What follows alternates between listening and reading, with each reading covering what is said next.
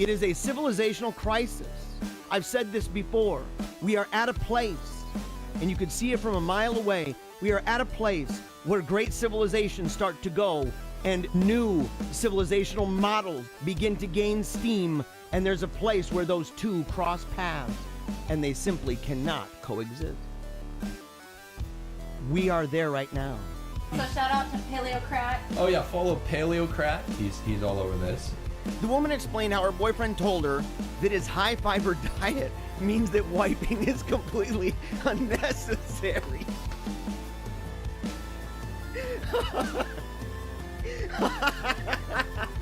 Oh my gosh, I'm seeing stars. They're worse than the people on the corner talking about the rapture's about to happen. It's an apocalyptic death cult. It's so demonic. I'm starting to think there's some kind of a conspiracy going on around here. Yeah, we are the wolf pack, by the way, guys. I forgot to say that. Ow! It's good to see you. It's good to see you. You guys always get me riled up, wild and zany. It's so imminent. Everything is imminent right now. 12 years, 8 years, we're all doomed.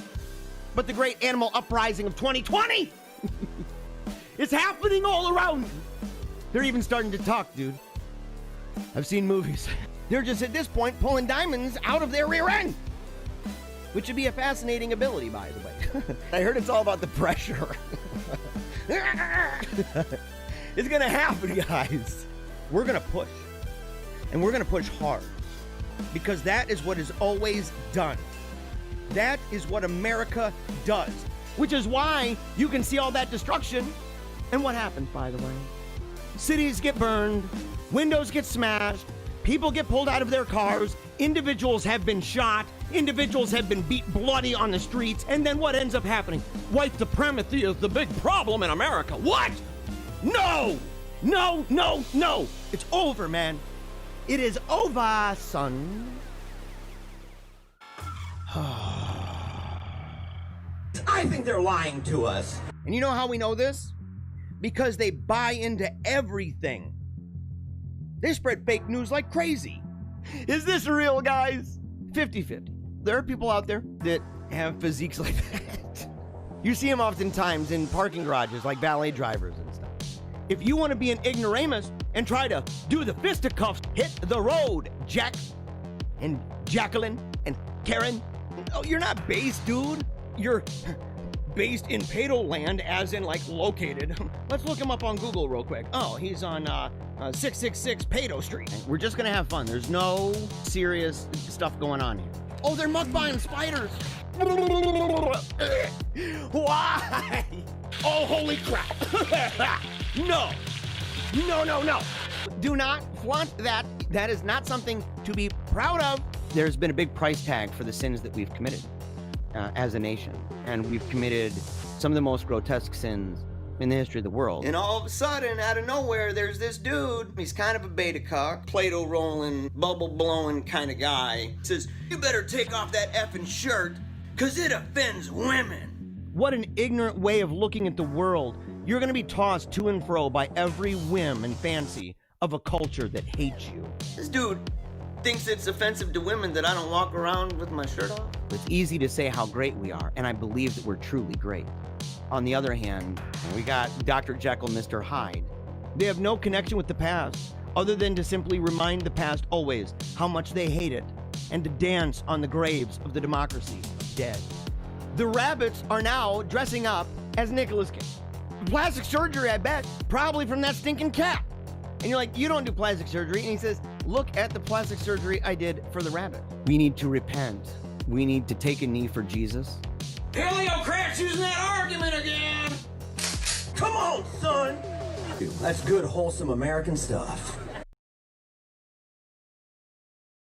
5, 4, 3, 2, 1.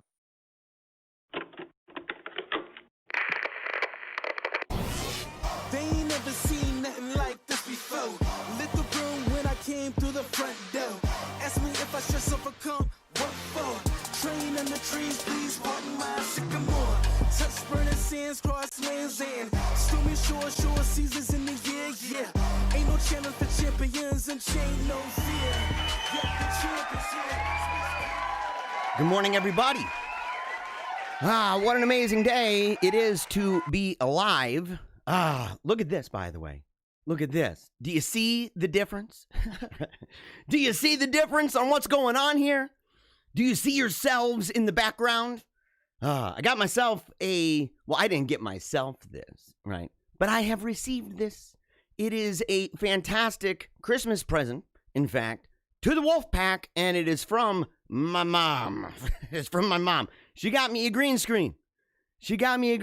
And so we're going to be using it. I've never used one before. This is the very first time that I have ever used a green screen. And I played around with it last night. We were trying to think, what do we want in the background here at Paleocrat Diaries? What do we want?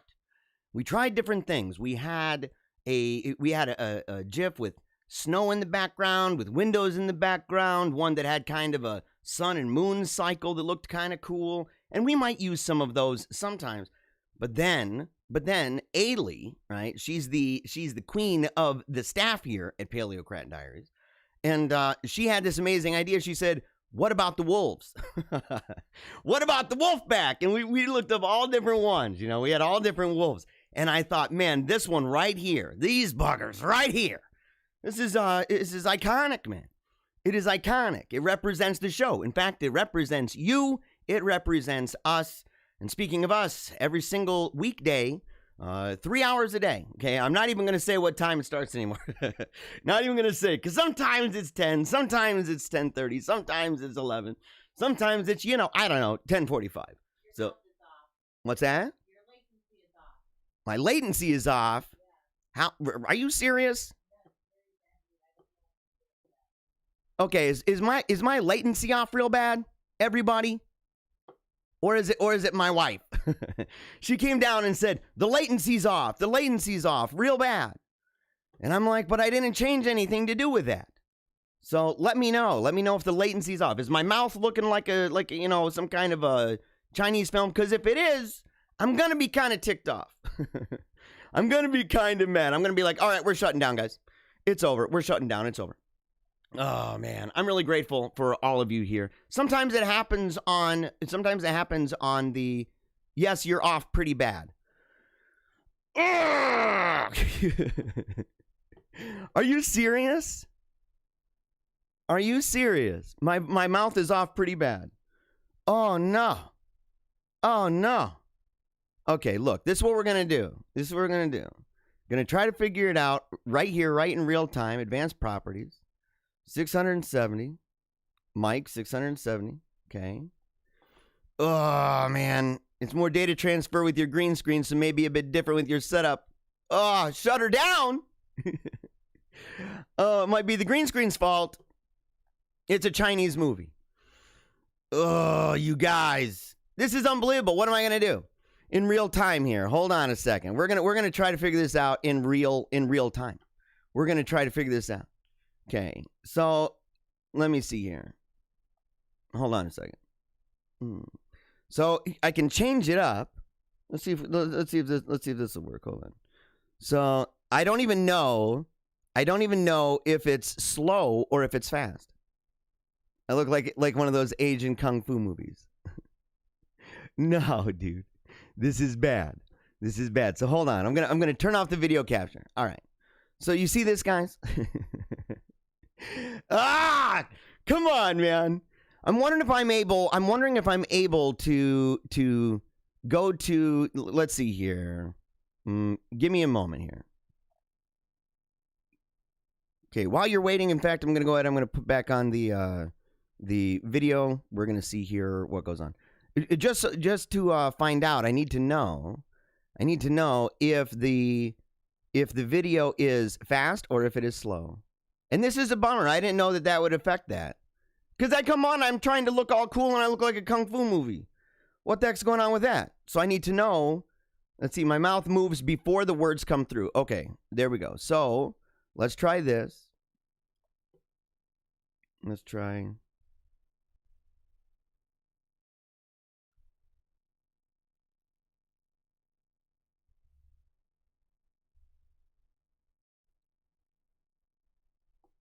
Okay, here. So yes, you guys heard it before. Now, does this change anything? We're actually working together in real time. I'm really sorry about this. I've never had a situation live on air. Is this any better or is it worse? Okay, so if I go rah and I do that, does my voice come first or my mouth move first? Which one happens? And people are peeling out like crazy. I can see the numbers, man. They're all like, we're done, dude. We're done. We're out. We're out. We don't want to deal with this crap. This is the worst intro I've ever seen. So we're not even going to consider that's on point now. It's good. It's better. It's better. Okay, I got it. I got it. It's at least close enough. Okay, we're look, magic wand. None of that happened. None of that happened. Okay. This is all in your imagination, okay? That whole intro to the show, none of it happened, guys. It was all fake. Oh man, I love you guys. Okay, and yeah, and now it's going red, green, all that stuff. All right, yeah, boomer alert, dude. They're like, I can't take it, man. I can't take it. In real time, dude. You guys are super helpful, man. I'm really grateful for all of you. So, okay, here we go. Check it out. Oh no, I'm wondering if it's going to be the same for this. Hold on. So let me go to circle. Let me make sure. Let me make sure here. 250. Okay, there we go. All right. So it should be about 5 minutes before I have to sign up. Okay. So check this out. Because the green screen, look at what I can do. I'm right there with you in the comments section. Although my hand seems to be off the screen. That's a little bit weird. That's a little bit bizarre. My arm goes off. I'm like this. Check it out, guys. It's a magic trick. That's all it is. But as everybody can see, if you're new to the show, and you want to figure out, you're like, look, I'm watching right now. I'm on YouTube, or I'm on Facebook, or I'm on Twitch, or I'm on DLive and Periscope, and I'm not seeing other people. That's okay, because we're on like 20 different channels. You can see it up here. In fact, today is 24. Well, no, we got 22 out of the 24 are active. The other ones are inactive. So you can see here, you got the donate to the show. You may see that in your comment thread, as well as become a member. You may see that link in your comment thread. I shared it from this. This is the platform here, and you can see it. But right here, you can see there's a bunch of Facebook. There's a bunch of YouTube. Those are different YouTube channels and different Facebook pages. So I'm not entirely sure even where everybody's coming from. But you got folks like Pauline saying, God bless us. Yes, totally 100%, by the way. Barbara Farley, hello from Wisconsin. Hello to you in Wisconsin. Glad you're tuned in. Cherie says, good morning. Good morning. And I'm really sorry that so much of that time in the beginning was taken up trying to figure out latency issues. I'm really sorry about that. Robbie from Texas says, communism is the problem. It is one of the problems. It is one of them. And the underlying ideas of Marxism, right? And because communism, there's different brands of that. And in fact, socialism, communism, Marxism, Leninism, there's different strains of that. And some of them, there's an excellent book I was reading not long ago talking about the differences in some ways between socialism in Europe and Marxism, and how they weren't fundamentally always the same, right? There were differences between them in the way that they viewed power, in the way that they viewed authority, especially authority, right? Which is why you still have elites in these countries and stuff like that. There's not this rampant idea of leveling going on there, as well as medieval systems and stuff like that, guild systems and stuff.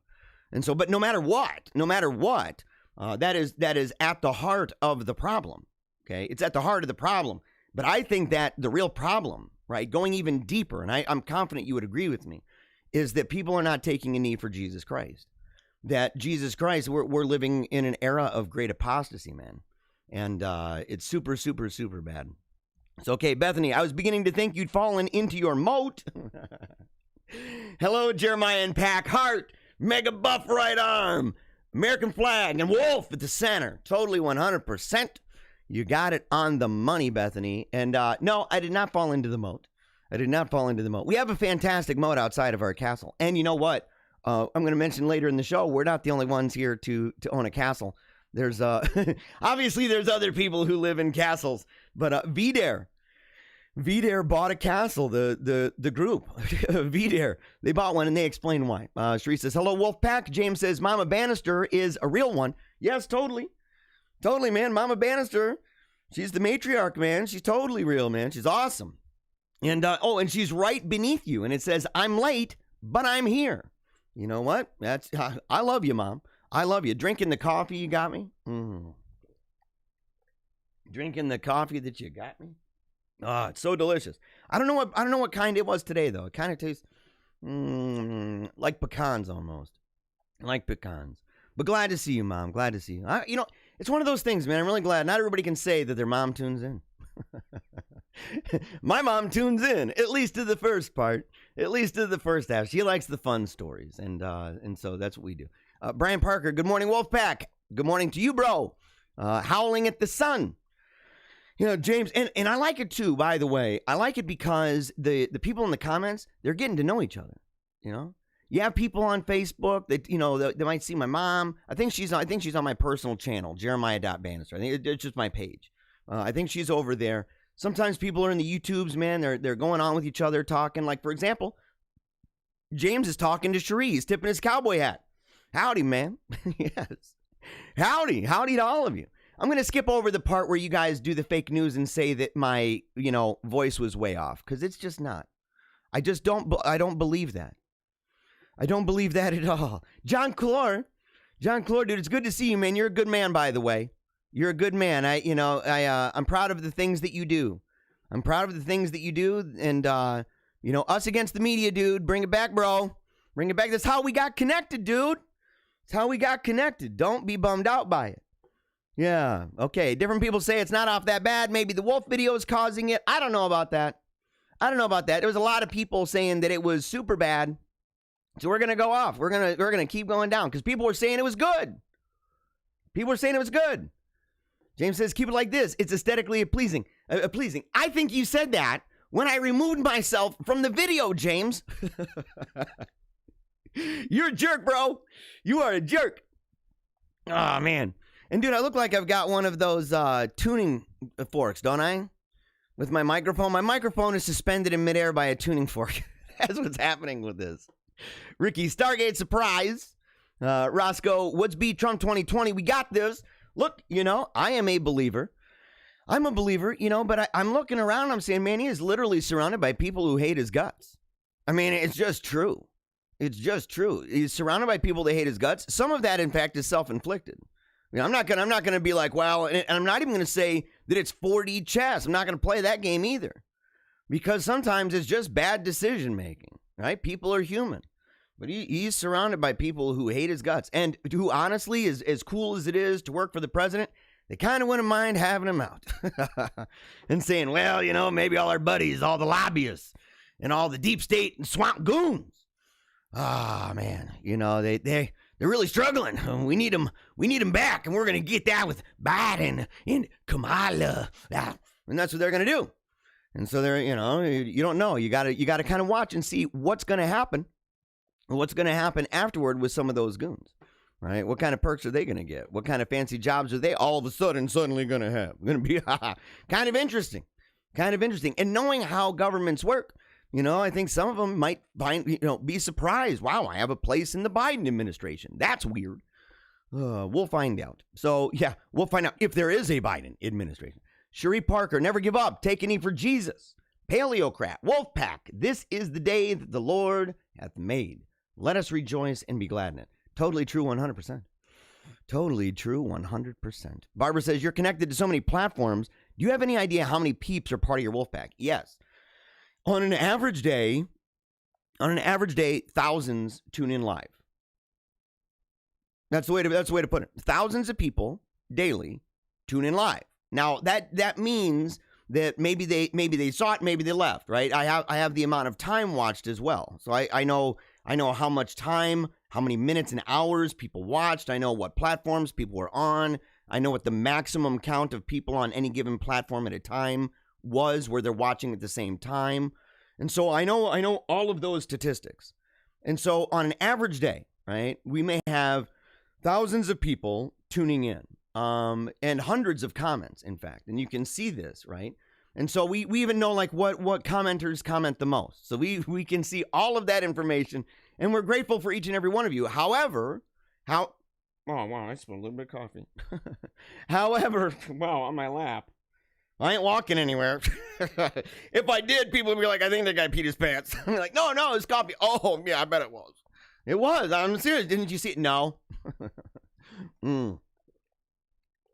It's okay, but here the thing is, you know, if YouTube is playing shenanigans, and that happens, you'll see it where the show is bumping, you know, let's say a couple thousand on one channel, right? In 24 hours.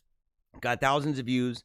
And the next week, all of a sudden, all week long, they're like 200. You're talking 1 out of 10. 1 out of 10, man.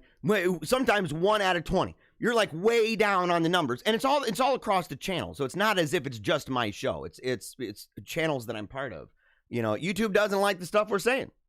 It doesn't like the stuff that we are saying, because we're putting ourselves out there. We're talking about really serious topics. And so, speaking of really serious topics, we got to get into it, guys. Once again, if you comment, we will see that, and we'll come around throughout different parts of the show. But first, we got to say this. Head over to paleocratdiaries.com. You can learn more about the show. Let's see here, including, by the way, the Connect page. Can I scroll up there? Look at that. I always tell you guys. That it's there. It's totally true. You got the phone numbers, even for Thoda Popinski. He's our Russian bot trolling residence, man. Oh yeah, and using that, man, that's dropping my internet like crazy. Gonna get that off of there. Gotta get that thing off, man. It's dropping hard.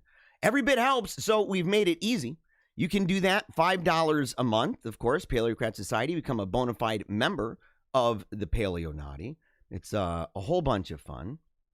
Let's see here. And we don't post too often, so it's not like we're not, you know, we're not completely, you know, spamming the daylights out of you. In fact, you probably will want us to spam you more. You'll be like, look, I became a subscriber. Why aren't you posting every day? And I'm like, oh, I hear you, man. I'm bummed out about it too. Don't worry.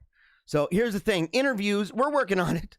But if you'd like to have me on your show, or you would like to come on to mine, of course, you can connect with us there. You can book now, in fact, as well as public speaking. Invite me to speak at your school, church, club, or small group. Very, very good. And if you don't want to do any of those things, but you'd like to just connect with us, you can go to the bottom of the main page and subscribe to our newsletter. All right. We're back in disco ball land with the internet, man. It's always around this time, guys. I got to figure out, maybe I got to call the internet company and say, look, you know, you guys' internet totally sucks. We even paid for an upgrade. I'm even not using studio mode anymore. So I'm not using things that are gobbling up my stream, and yet at the same time it's gobbling up my stream. And so not entirely sure why it's gobbling up my stream, but it is. And it's really, really, really upsetting. So we're going to figure that out. Anyway, all right. Man tracks down author of 37-year-old diaries in crawl space of home. By the way, if you have a diary, and you're, you know, treating it in some way different from, let's say, Pat from the movie It's Pat. If you've got a diary and you're doing that, then and you're writing down really serious things that are things that are personal, things that are vulnerable, then you're going to want to make sure to not leave that in a crawl space. And if you do put it in a crawl space, you have to make sure that you leave a note somewhere that reminds you to grab it if in fact you move, because otherwise you're going to have people read it. You know? It's one of those things, like, I know diaries are meant in a way that it's a personal thing, but there's always a part of me that says, you know, if and when I die, people may read that. My family might. That's a tough thing, by the way, to go, well, there's his personal diary with all that information. I'm going to throw it away. I'm going to respect his privacy. It's over. You know, I don't think so. I don't think that that's the way that that's going to work. And so, you know, you got to be really careful. But apparently Nick Gunn said his parents found the 2 notebooks, which bore dates from 1983, in the crawl space of their home in, what is that? Etobicoke area of the city? What is that? What the heck, man? Goons? Where are we talking? Goons posted photos of the notebooks on Twitter, hoping to track down the Allison Jenkins whose thoughts filled the pages of the book when she was about 9 or 10 years old. Oh man, that's really, you're going to get really embarrassing stuff out of that, by the way. You're going to get really, really, really, really, really embarrassing stuff out of that. I mean, imagine, I don't know if I really wrote journals when I was, 9 or 10 years old, but there'd be a lot of things that I would really regret. That I'd really regret talking about. And thinking this is only for me. Nobody's ever going to see this. Ever, ever, ever. And the whole time. No, there's going to be people who see that. There's going to be people who see that. And they're going to make fun of you. They're going to share it on Twitter. They're going to share it on TikTok. They're going to do it for the OnlyFans. That's what's going to happen. Oh. So did he find it? He said he tried. He tried to respect Jenkins' privacy. Okay, I got you. He tried. Do you catch that, by the way? That's like setting yourself up for failure. If someone goes, I'll try to do that. Yeah, there's a good chance they're not going to do that. There's a really good chance that they're not going to do that. So Guns said he tried to respect Jenkins' privacy while searching through the notebooks for her information. So he's like scanning everything. He's going through line by line by line. Oh, man. Line by line by line. Oh my gosh, dude, unbelievable. Yeah, what would you find? Honestly, the intent of the author could not be clear. This was a 9 to 10-year-old child who wants people to stay out of her writing. Yeah. Don't read this. Don't read what I wrote, guys. If you're reading this, I'm mad, which basically is like itching and tickling the ear saying, read more. You got to read more. If somebody says, I really hope nobody reads all of this, you're going to keep reading. Again, like the movie It's Pat. It's the most personal possession, all the most vulnerable things in my life and in my heart, all my ideas, all put down into my diary. And then you find out that it's garbage. I can imagine that being true with the little kid. Oh, okay, what's this? All right, we're going to see this here. And again, I'm sorry for the internet connection. Here we go.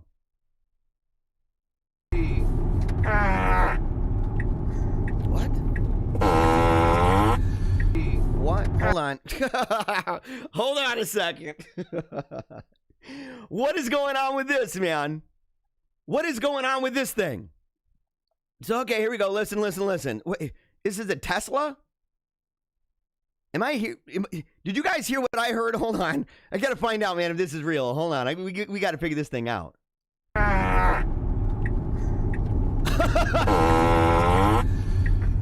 What?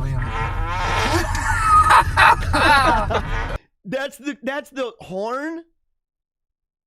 What the heck? Okay, I'm scrolling up here. Tesla owners can now change their horn to a fart sound? People will stop. People will stop. Well, who's gonna jump out of the way for that? Who's gonna jump out of the way for that? And be like, and you're like, whoa! You're gonna look at it. I mean, if it's loud enough, have they done trials on that? If you're going towards somebody at 45 miles per hour, something like that. Have they done tests to find out different? If you have a horn that's a certain sound and you use that, people will be like, oh, and it'll alert them. I guess a fart would alert you. You'd be like, whoa, that's loud. That's a loud fart. That's unbelievable. Oh, man. Buddy, boy. That's so. And what other sounds, man? I guess you could also make it a goat sound. Really? What if you could have a horn that was any sound, and I suppose you could, right? But if it came factory made, if you're like, somebody's telling you about the car, and you're like, look, here's your Tesla. Here's how fast it goes. Here's the horsepower. Here's how, from 0 to 60, all these things. Here's all the buttons you can push on the inside. And you're like, but what kind of horn does it have? And they're like, actually, it's a fart noise, and we have an alternative goat noise with that. Would that sell you? Because I think it would sell me. I think I'd be like, oh, yeah, obviously, dude. I obviously want that. I don't know. I put that in the suggestion box many years ago. Apparently, someone was actually reading those. Because I've been asking for the fart car horn sound since I was a kid.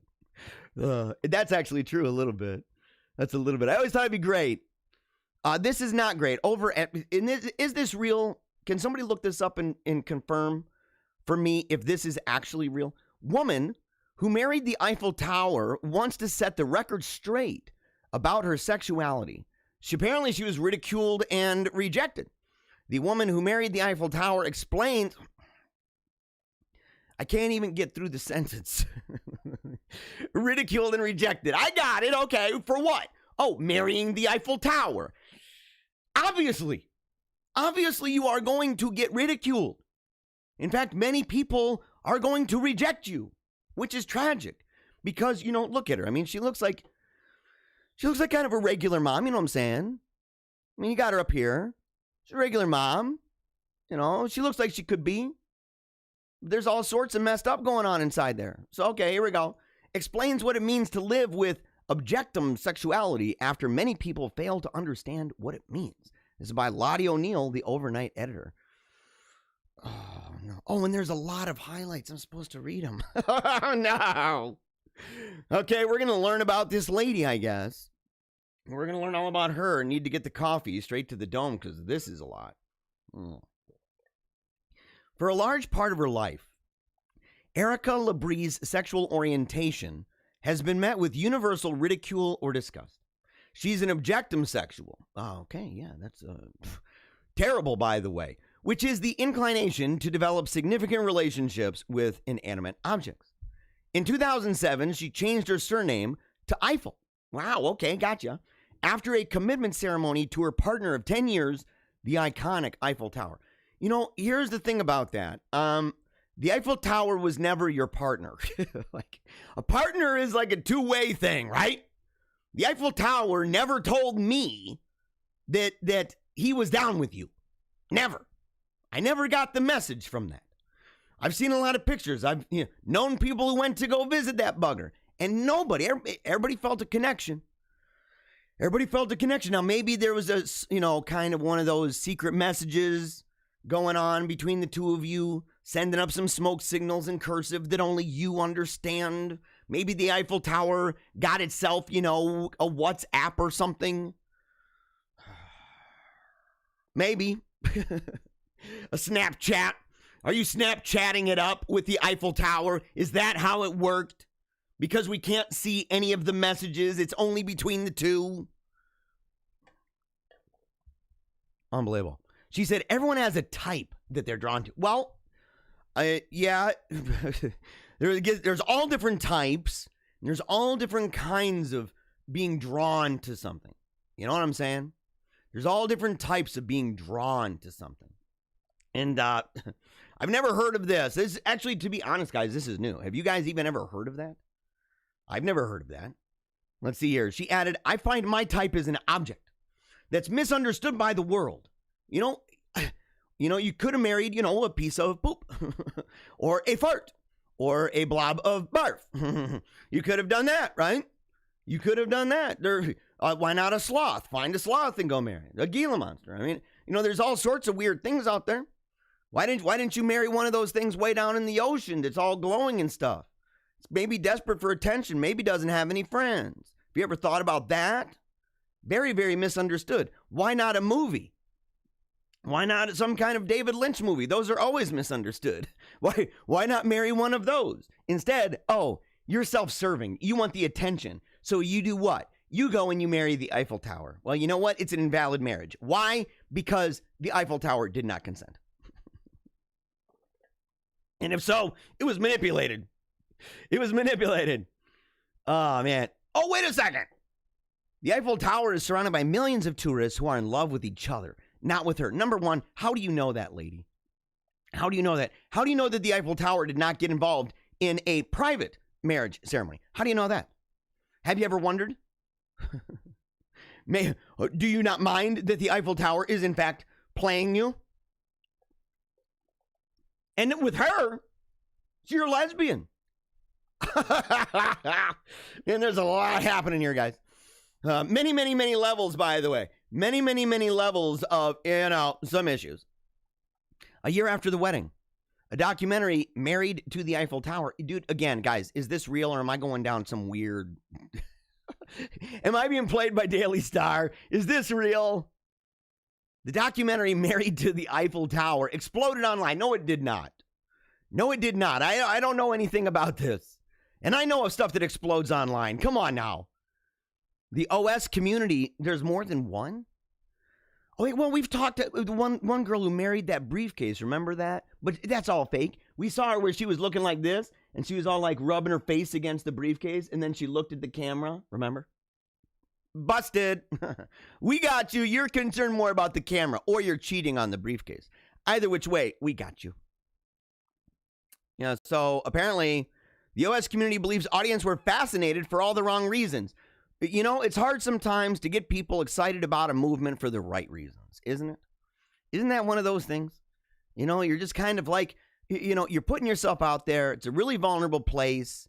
You know, you're marrying and rubbing, you know, private parts all over objects, inanimate objects and stuff. And people are really creeped out by that. And they're super duper weirded out by you. And you're like, but look, I'm showing you this because I want to show you the joys of it. The joys and the wonders of being married to an object. Why aren't you getting it? Weirdos. You're a weirdo, dude. The documentary raised misconceptions that OS people are inclined toward objects for the sake of control. Well, look, how do we know that you aren't doing that? I mean, you can tell us, but we haven't heard word yet. There's no affidavit signed by any of these objects. Maybe they do feel that way. Have you ever thought about that? Have you ever thought maybe about studying, you know, critical animal theory? They have a lot to say about, you know, objects that people don't normally think would have consent issues going on. You know, animals, ants, pet fish, stuff like that. That it's all about human control. There's got to be a critical object studies, isn't there? There's got to be. Numbers suggest that most have no more issue. Oh, yeah, okay. The documentary raises misconceptions that OS people were inclined toward objects for the sake of control to factors such as abuse and mental illness. Okay. But, quote, numbers suggest that most have no more issues than a normal cross-section of society. I can assure you that that's actually incorrect, because if nothing else, you have one issue that the normal cross-section of society doesn't have. And maybe one's not a big deal to you, but it kind of depends on, you know, the nature of the one. What is the one thing? You know, it's like, well, you know, there's no difference, you know, between, you know, Hitler and, you know, anybody else. And you're like, well, it's only one thing, you know, I mean, you know, a lot of people died, and you're kind of like, yeah, but that's just one thing. And you're like, okay, I guess I hear you. You know, Jeffrey Dahmer was, you know, there's no difference really between Dahmer and the cross section. And you're like, well, you know, he was kind of a cannibal a little bit. And, I know, but it's, you know, understand him, okay? Understand him. Understand these people. The film left out the spiritual and emotional side. You know what? That's actually a problem, because there should have been a spiritual side that talked about, you know, exorcism, and said, you obviously got a lot going on here. You got a lot going on. And look, in fairness, in charity, these people do actually have really deep spiritual issues. Like super deep. Like even their emotional issues are a result of their spiritual malady, man. There's a lot happening here, for real. The emotional side of unconventional relationships. Yeah, unconventional, that's one way of putting that. And made them seem fetishistic or crazy. That's the way that we categorize that. That's kind of like, it's just inevitable, man. You know, you're rubbing uglies with the Eiffel Tower. Does she sneak out at night? Does she write secret letters? What's going on here? After 10 years, her relationship with the Eiffel Tower came to a close, but has entered something new, which she's keeping under wraps. Oh, that's great. You know what? Actually, that's better. It might be better that she just, you know, doesn't talk about it. You know, can you imagine being at a dinner with this lady?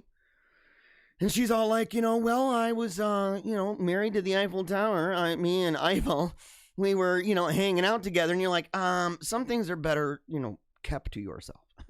You don't need to talk about that with me. I'd rather you not, in fact.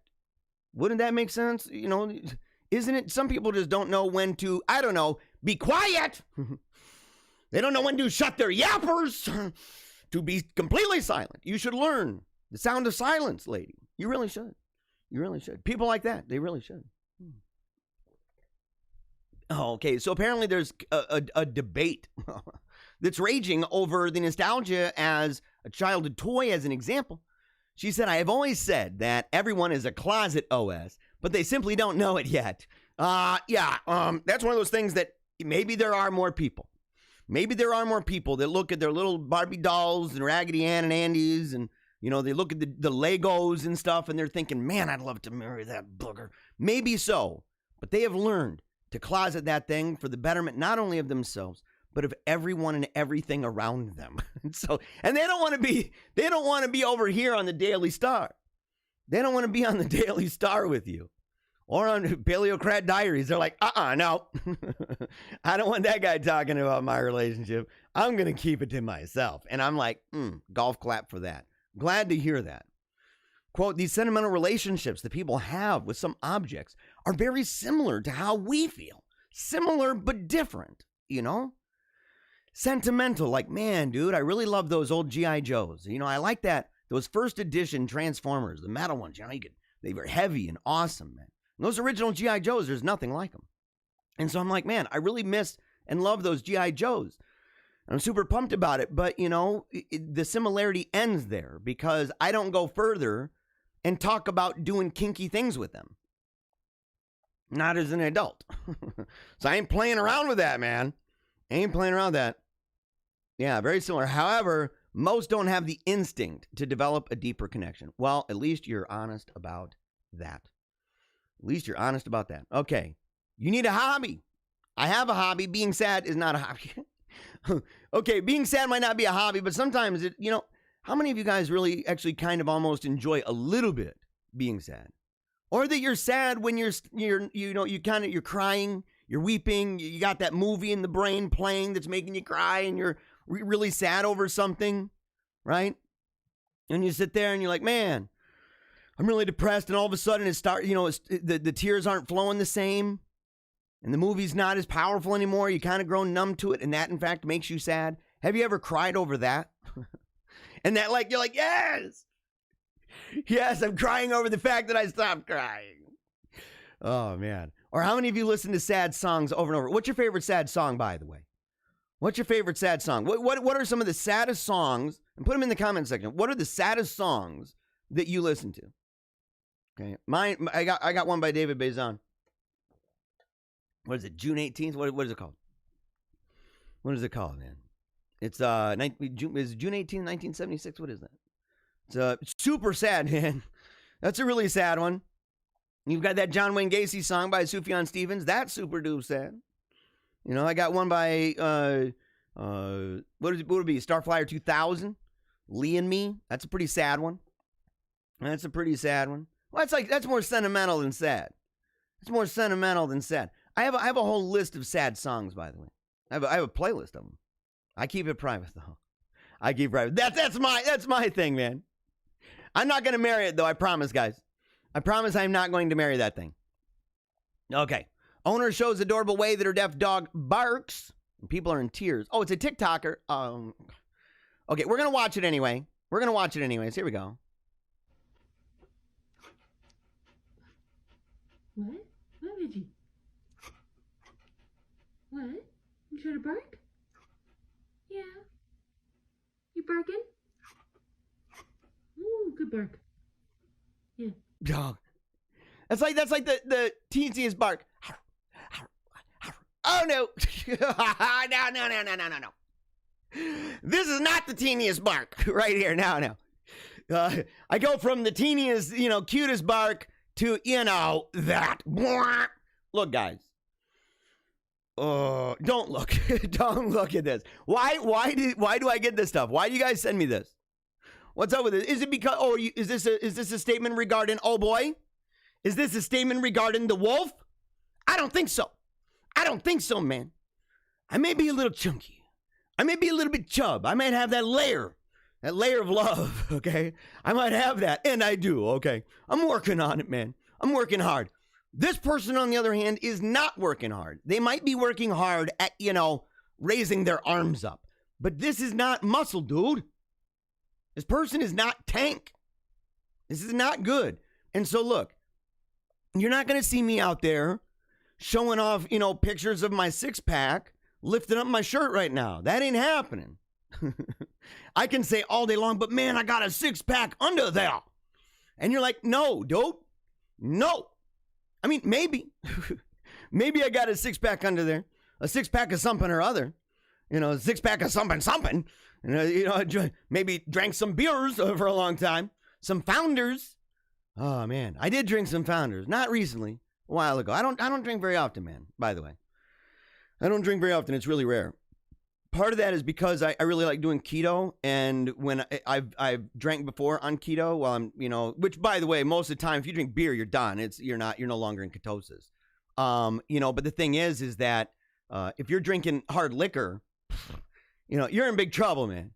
You are in big trouble because you can get a little sloshed, man, real easy, super easy. But this person, I don't appreciate you guys sending this to me. Don't send me stuff like this anymore. Do not send me stuff like this anymore. Okay, we're gonna skip over that. Let's see here. What's going on with this? Hiker survives 100-foot fall onto the cliff ledge. No, this is one reason, guys, by the way, why I do not like climbing things like this. I'm very afraid of heights. Okay, I don't like them. It makes me woozy. I've been over. What's the Pikes Peak? There's a gulch, isn't there, by there? Super deep, man. Very, very deep. It's the deepest one. It's got a bridge over top of it. Walked across that thing, man. I was like, legs just like noodles. I'm like sitting there. My dad's like, why don't you just look over the side? And I'm like, no. Why don't you go fly a kite, dude? There's a railing here. So I don't care. I don't care. People are like, oh, well, you're up, really high. Where did I go, man? What building was that? You go up super high in the building. Was it the Hive? Where did we go? Was it Sears Tower? I'm forgetting, man. Went up super high in a building, and you get to walk around a little bit, and you're looking out around at everything. I didn't want to go anywhere near the edge, man, near the glass.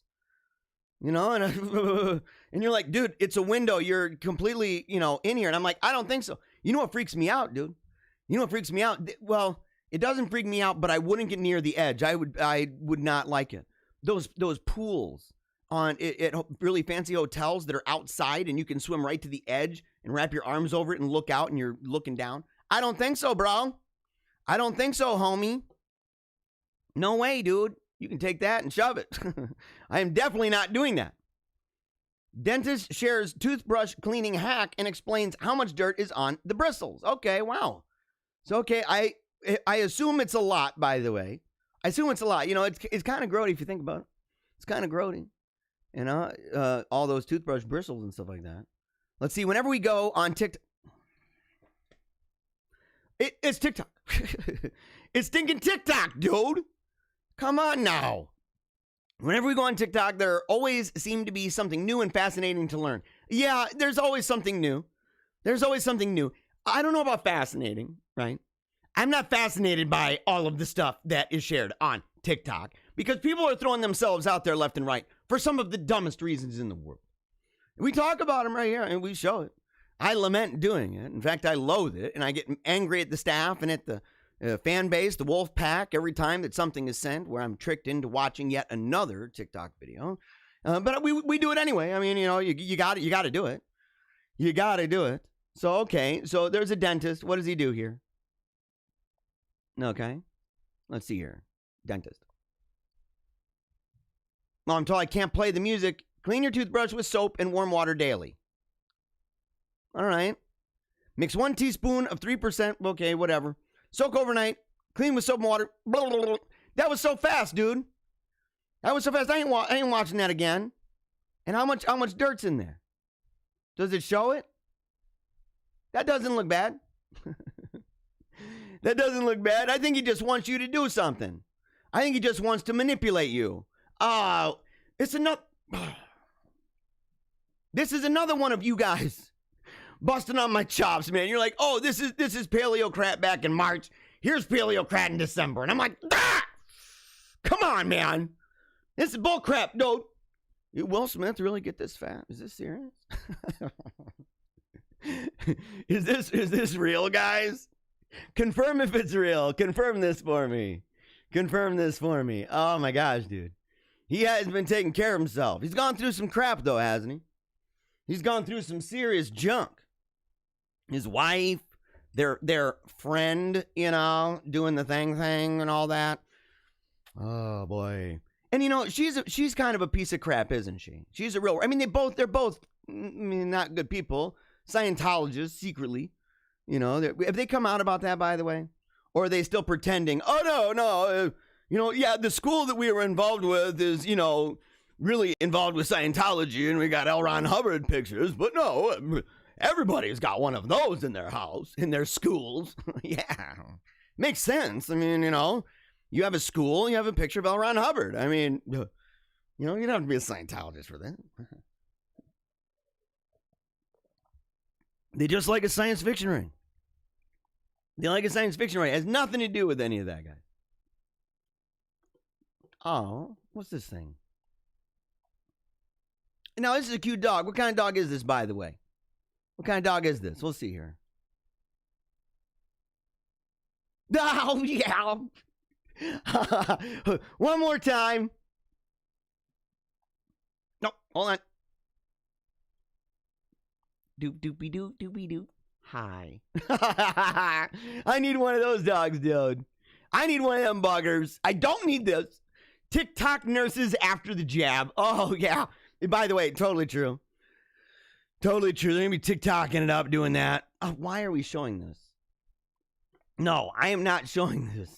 Okay, we're going to show it. So, okay, here's Cosmopolitan back in the day, 2000, compared to, you know, 2020.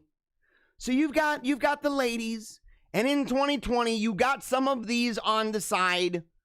Look at the difference, guys. Look at how we have fallen. I'm serious. Look at it. Soak it in. You don't need to look. Let me scooch this up. It's a little bit scandalous. These are all a little bit scandalous. But the idea is, you know, what I'm trying to show here is not to scandalize people, right? But to show, you know, you have traditional classic notions of beauty, of proportionality with physique, with gender, stuff like that, gender appropriate things. And then you've got on this side, you've got, you know, that. You've got that. Super wicked, man.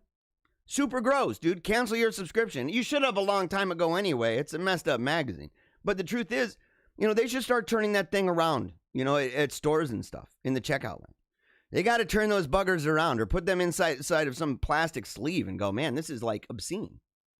It is. I mean, look at it. This is obscene crap. There's nothing beautiful about this. Oh, and that's the end of the funny? That's the end of the funny.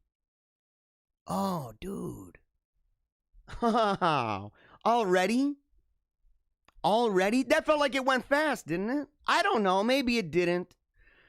Maybe it didn't go fast. I don't know. It felt like it to me. It felt like it to me. Okay? So we're gonna go here. Hold on here. We're gonna go back to okay, get off the studio mode here. So okay, we're going to enter the second phase. We are going to enter the second phase of the show. Okay, and when we do that, let's see. Yeah, when we do that, it's gonna be a whole bunch of fun. It's gonna be a whole bunch of fun, and we're gonna talk about some serious topics. So you're not gonna want to go anywhere. Let me make sure I got everything lined up here. And again, thank you guys for sticking around. Thank you guys, you know, for tolerating a bunch of stuff. This is all new, so it might be the green screen that's causing some of the CPU usage. Because, man, this bugger is lots and lots.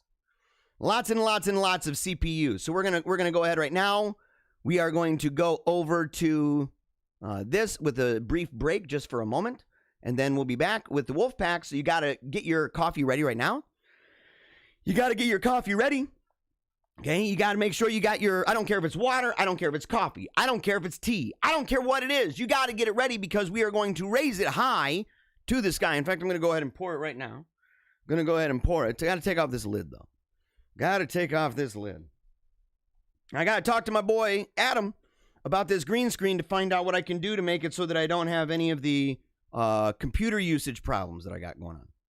All right, because sometimes the computer usage gets really high and then it ends up glitching and I end up having issues with that. And I don't want to have issues with that. So I'm pouring the coffee right now because every single day we resolve something here. We resolve something here. We resolve that we are going to never give up, that we are going to keep on smiling, and that we're going to remember that one day we shall die. It's going to happen one day, guys. And so every single day, with those things in mind, we take a knee for Jesus Christ. We rejoice because we've opened our eyes to yet another amazing day that the Lord has made. And so we rejoice in it. We're glad in it. And more than that, we realize and we accept the heavy burden of realizing that we are human.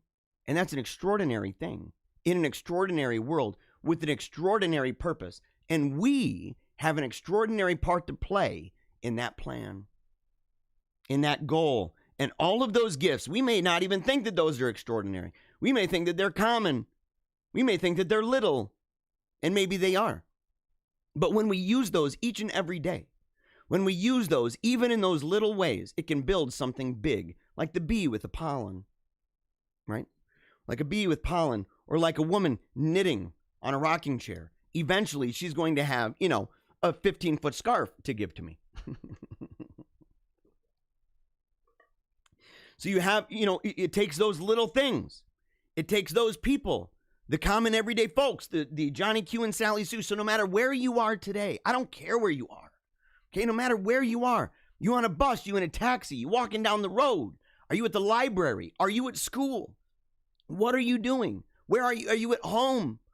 Are you at work? What kind of job? It doesn't matter. Look around you. Look around you right now.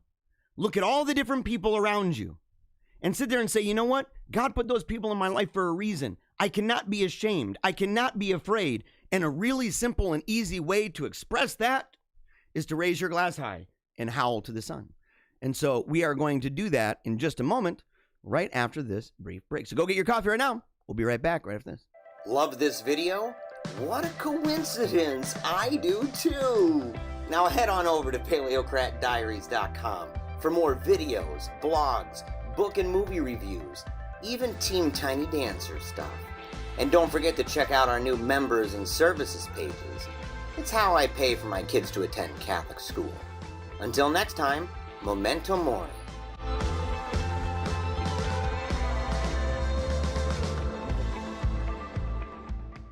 All right, here we go. We gotta all pack it up, guys. Yeah. We gotta all pack it up. Look at this. I'm part of it now. Yeah. Woo. Come on. Straight to the dome. Let the world know you are alive.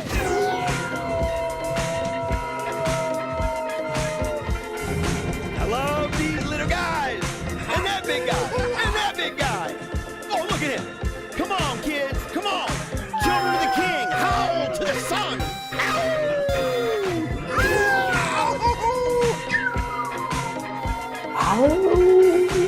I love all of you.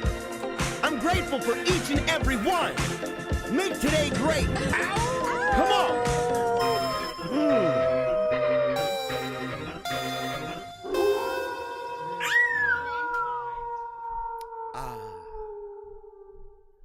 Look at those people. By the way, those are people who are listening to the show who have sent me pictures and videos of themselves howling at the sun. I encourage everybody, in fact, to go and do the same. I encourage you to go and to do, the same. I encourage it. Big time. Big time, big. Oh, look at this. Wowzers. Dang, kid. Okay, I'm okay with this. Here we go. All right, guys. All right. Welcome back to the second portion of the show. Very grateful to have you along for the ride. Gallup, after 12-year run, Obama falls to Trump as the most admired man. Oh, my gosh. Oh, by the way, that's hilarious. You go, okay, it's kind of weird. It's kind of weird, man. So he has 18% of the survey's respondents named Trump as their most admired man. Wow. 6% who named President-elect Joe Biden. Again, man, people don't care about Joe Biden. Yeah, there's like 6%. They're like, I like the guy. He's good. I admire that dude. I admire him a lot. All the Ediths and, Elmers, Herberts and stuff. All of them, man. All of them in the old retirement community, dude, on their rascals. They're all like, Biden's the best. Oh, I remember Biden from a long time ago. Yeah. He's a great one. Yeah. And you're like, oh, yeah, okay, I hear ya. Loud and proud. Here's your meds, Grandpa. Oh, yeah, okay. He's delusional. Don't worry about him. He's delusional. All right. Let's see here. Homer, mobbed as a Massachusetts school bans The Odyssey. This is over at the National Herald. By the way, who wrote this? Who wrote this? Just under culture and literature? TNH staff. Okay, gotcha. So, okay, I wanted to read the original article over at Wall Street Journal, but it's behind a paywall. You know, so I'm like, I'm gonna read something about the article. Okay. So I'm gonna read something about it. All right, let's see here. The study of Homer's epic poems goes back to antiquity at least, but a recent movement is attempting to throw the baby out with the bathwater and ban classics like Homer's Odyssey in case they might offend somebody. Yeah, totally true. This has been happening. Guys, this has been happening for a minute. This has been happening for a minute, man. You know, it's funny because these libraries will have weeks like banned book week. And a lot of times the banned books are ones that are like, you know, kind of messed up books sometimes. But they go ahead and they show them around and they're like, oh, look, you know, this has been banned before. So we're going to put that one up there. And then they go and ban books. But are they going to put it in their banned book week? Is that what they're going to do? Banned book month? Is that what they're going to do? Are they going to explain the story behind, oh, this one's in our collection during the week because, you know, we banned it? What's wrong with these people, man? They're just messed up in the brain, dude. They're messed up, you know, but this is part of a civilizational cycle, a cultural cycle, right? This is part of how this goes. Where as the cycle moves on, they want to get rid of all those things before. And in fact, you can even see this a little bit. You can even see this in some of the writings from the classical period, right? Some of the classics that we have, if you read stories, you know, like or commentaries about mythology and things like that, there are details in those stories as they were told, and there's evidences of this, that as they were told, they were originally told involving things like human sacrifice, but that it had become abhorrent. And so they ended up changing these stories, right? And those old stories ended up fading away, right? And I don't know, you know, the way that it worked out. Was it that the elite that were writing the stories, was it that they were manipulating it? Like, how did that all work? It'd be interesting to talk about. But that there were things in their past, and I'm not saying that you know, human sacrifice, the way that it was done, is entirely analogous to things in our past, right? More recent past. But at the same time, the underlying idea that beliefs and practices that were done in the past, even by the same culture, even by the same nations and people and races, that sometimes they get to a point where it becomes abhorrent and they want nothing to do with it, not even in the writings that will remain. So there is a dynamic to that, right?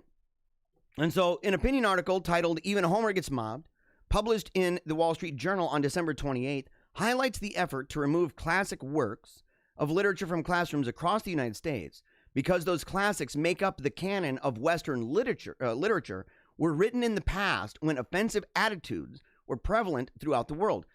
Look, if people, I know some well-intended people, right, who might believe this sort of thing and be like, yeah, we need to get rid of some of this stuff. You know, it's kind of bigoted. It has really bad attitudes toward, you know, people of different races or different cultures or women or anything like that. And we've moved on, right? We're different. And they might not even be the most radical liberal in the world. You know, they might just be like, well, look, I just don't think that we should be having our kids read those books. There's other great books.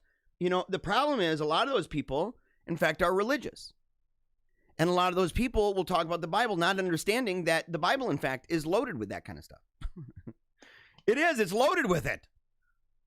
It's loaded with it. You know, to sit there and say, look at the way that it views race. Look at the way that it views even the idea of divorce and remarriage with race, right? It's a mess. It's a crazy thing. Look at the way that, you know, the kind of way that it viewed the death penalty. Look at the way that it viewed groups who practiced other religions in public. Look at the way that it viewed, could you publicly proselytize? Could you walk around and try to convince people, hey, you know, we're going to go ahead and worship Baal again? Could you go ahead and do that? What did the law say about that? What did the law say about women? What did the New Testament say? So you've got, you know, this idea that somehow Jesus, you know, is going to get an award from the Southern Poverty Law Center and the ADL. You're out of your freaking mind. And the idea that the Bible is not going to be viewed the same way, or that it's not already viewed the exact same way, you're out of your mind again. You don't have a clue what you're talking about. And if you're going to go down this road, how are you going to defend it? To say like, well, because it makes it worse. At least you could say that Homer is a regular dude. You could say, well, Homer's just a regular guy. If, in fact, it was written by one guy and his name, you know, there's debates about it. But the thing is like, you know, to sit there and you say, it's easy to get rid of something that a man did. It would be imperfect. But now you're adding a level of complexity to this. And if your argument is, well, but God is the one who inspired this. Think of the response to that, by the way. You might think you're clever. You've got a good argument. It's totally true, 100%. But in light of what you've caved into with this kind of stuff, on those kind of principles, good luck. And people are just going to say, well, I guess God was ragingly bigoted, I guess. We've learned a lot more. We're better than him. That's what you're going to hear. You already do.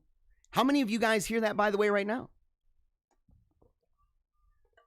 How many of you hear that right now? And by the way, speaking of you guys and girls, I'll go to the comment section as soon as we're done with this particular article. Let me see if it's better if I keep it down there. We'll see if the glitching doesn't happen quite as badly. Yeah, I can't do that. My eyes won't do it. My eyes won't do that. Let's see. A sustained effort is underway to deny children access to literature. Okay, this is according to Megan Cox Gurdon.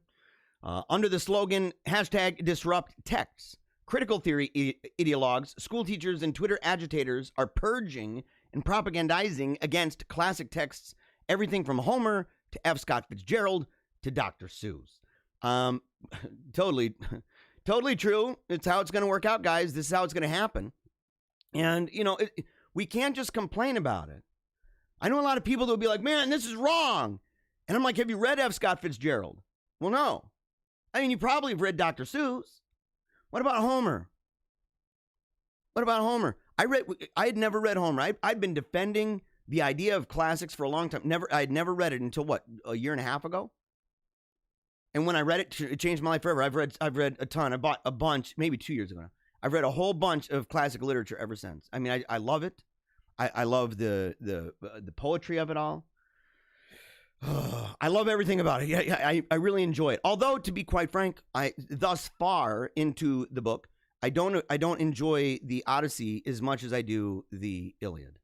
Okay, but the thing is, a lot of people will defend it in principle, and I'm glad even for them. I don't want to dog them. I don't want them out of my team. I'm glad they're on my side. At the same time, you know, it's kind of like people defending the idea of beauty and yet not really asking themselves, well, what do I mean by that? What do I mean by the good and the beautiful and the true? What do I mean by that? A lot of people don't know. Same thing with classics, even more so.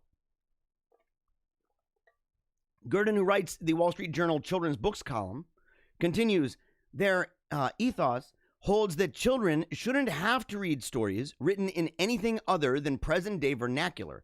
Major time problem. Major time problem. In fact, this is one of the reasons I'm not a Douay Rheims onlyist. People have asked me, you know, what version of the Bible do you read? I primarily read the Douay Rheims. You know, not only that one though. You know, I read other versions. I've shown other versions that I read. Even the Knox Bible. I even sometimes I'll read my grandma's. My grandma gave me a King James a long time ago, and actually no, not a long time ago. When I came back to the church, she gave it to me, and you know it still smells like her house. I got to keep it sealed or something, man, so it preserves that forever. I want to be an old man being able to open it up and remember my grandma that way. You know, but sometimes I'll read that. But the idea is, no matter what version I read, it's rarely ever in a modern, present day vernacular, right? And so I rarely ever do that. There's a kind. It's not just majesty. Some people say, well, it's just majesty. No, it's not. No, it's not. Sometimes it's just brilliant English. In fact, I read a great book one of the Wolfpack members gave to me. It had to do with the King James Version, but it was talking about how that can be used even by missionaries to teach English to people. Proper English, by the way. And there's a rhythm and a rhyme, a reason, in fact, for why there are the thous and these and thines. There's a reason for that. Yeah. And in the way that it expands words. The way the how would you say it? The very robust and pregnant meaning of these words. Okay, that a lot of times modern, especially modern English, you know, you've dumbed it down. You've dumbed down these words. In fact, in some ways, made them more specific. There's a bust and a boon with the idea that words can in fact mean, and the definition can contain a number of different things. It makes it hard, but it's good. Especially books which racism, sexism, ableism, anti-Semitism, and other forms of hate are the norm. Isms, blah, blah, blah, blah. This is young adult novelist Padma Venkatraman writes in School Library Journal. So, okay, so she's right. Is she saying that that's good or bad? Is she saying that's good or bad? Or is she just simply talking about it? Not entirely sure. According to Gurdon, quote, no author is valuable enough to spare. And this is according to Venkatraman. How did I pronounce it before? Her name is Padma Venkatraman. Not sure. Instructs, quote, okay, no author is valuable enough to spare, according to Mrs. Padma, absolving Shakespeare of responsibility by mentioning that he lived at a time when hate-ridden sentiments prevailed, risks sending a subliminal message that academic excellence outweighs hateful rhetoric. That's one of the stupidest things I've ever heard. Old Padma there is pretty dumb. Pretty dumb. You know, sitting there saying, no, it just simply means that when he said those things, there were certain ideas that prevailed at the time. That'd be like saying, well, you can't, if a civilization moves beyond an idea regarding cosmology, right? The idea of the world, the idea of the universe all around you, if it moves to a different place over time, and you no longer believe that there are pillars actually underneath, right, the planet and things like that, or that there are, you know, clouds that have wind coming out and stuff. If you move beyond that, you know, or if you move beyond any of the ancient customs and traditions and beliefs and values and worldviews of any ancient group, any one of them, right? The idea that if you move beyond that you can no longer talk about any of those books, you'll be burning books left and right. We'll be burning books left and right. And not just books in English. You'll be burning books all over the place. No culture, no civilization, no nation and race and people, none, no religion, no nothing is going to survive that. Not even them, not even Mrs. Padma. She's got this grotesque view, you just know she does, of progress. Right? This grotesque view that history and all of its makings and everything that's been done has been working its way until it can reach its beautiful pinnacle. And that beautiful pinnacle is where she is. There's no higher place. They figured it out, guys. They figured it out. They figured it out. Really grateful for that. Really grateful for that. That she's able to come down now. You know, she's able to come down. She's got her 10 commandments that she's, you know, pulled out of her rear end, and she's going to, you know, spew them all over you. She's going to bend over, spread the cheeks, and her commandments all over your face. Thank you very much. Screw all of human history. All you need is this lady. And people like her. That's super sad, by the way. It risks sending a subliminal message. Then why don't you do one that's not subliminal and simply talk about exactly what's being discussed? In fact, a lot of the classics, that's what it was. Why don't you read Aeschylus, you dummy? I'm serious. Read Aeschylus, man. Read the cycle. Read.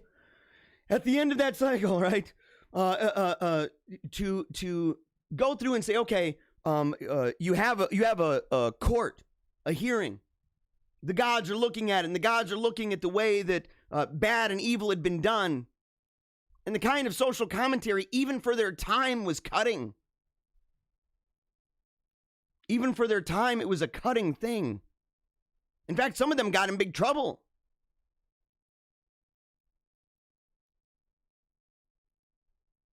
Because that's what they've done. That's what literature has done. And she's like, oh no, we need it all. And by the way, how would it not be that now everything is simply propaganda? Are you not able, by the way, to write anything from the Civil War era and have the N-word in it? Are you? I mean, that's a serious question. Or are you going to have to change that now? You going to say N-word? N-word Jim over there. What's going on with that? I mean, are you going to be able to write something about, from the 80s and 90s and have words that are now in political correctness considered slurs against gay people? And if so, are you really writing about those eras? Are you really writing about people and experiences and thoughts and opinions, feelings? Are you writing about that at all? These people are it's diabolical. This is the abyss, guys. This is the abyss. It's unbelievable. It's totally unbelievable, by the way. Let's see. Example of Seattle English teacher Evan Shin, who tweeted in 2018 that he'd rather die than teach the Scarlet Letter, unless Nathaniel Hawthorne's novel is used to, quote, fight against misogyny and slut-shaming. Blah! We need a little bit more of that, by the way. We need a little bit more shaming of people who are going out and bumping uglies with people they don't know. We need more shaming of that, by the way. You should not be tolerant of that. These people don't understand. They don't understand how civilizations work. They don't understand the superorganism of a culture. They don't get it, man. They have all of these assumptions right from the get-go. If you ask them, what are your most basic ruling assumptions? And if they were to tell you those, if they even had an awareness of those, and they told you, you could easily go each and every one and reductio ad absurdum the daylights out of it. Reduce it to absurdity, one after the other. I'll hold your hand and show you the crazy abyss of stupidity at the end of your line of thought. Take 2 steps and blah, right in the ground. Right in a pile of donkey crap.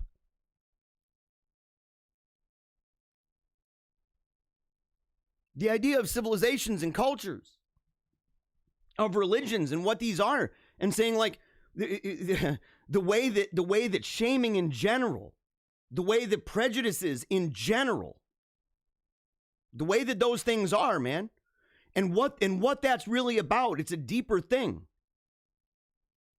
Now it's like, well, yeah, he went over and he's had sex with 100 people. She's had sex with 100 people. They go on Tinder all the time and they're just bumping uglies with random people. And now they've got a bunch of diseases. Great. Good for you. Good for you and your burning crotches. Good for you and your mouth that looks nasty and torn up. Good for you and all of the different medicines that you're going to have to take. And sometimes your inability to stop it, where it spreads through your body and you die. Good for you. At least we didn't shame them. No, it's a shame. That's a shame, by the way. And see, here's the weird thing. When they say slut shaming, what they actually mean by that, I don't want to get caught up on that.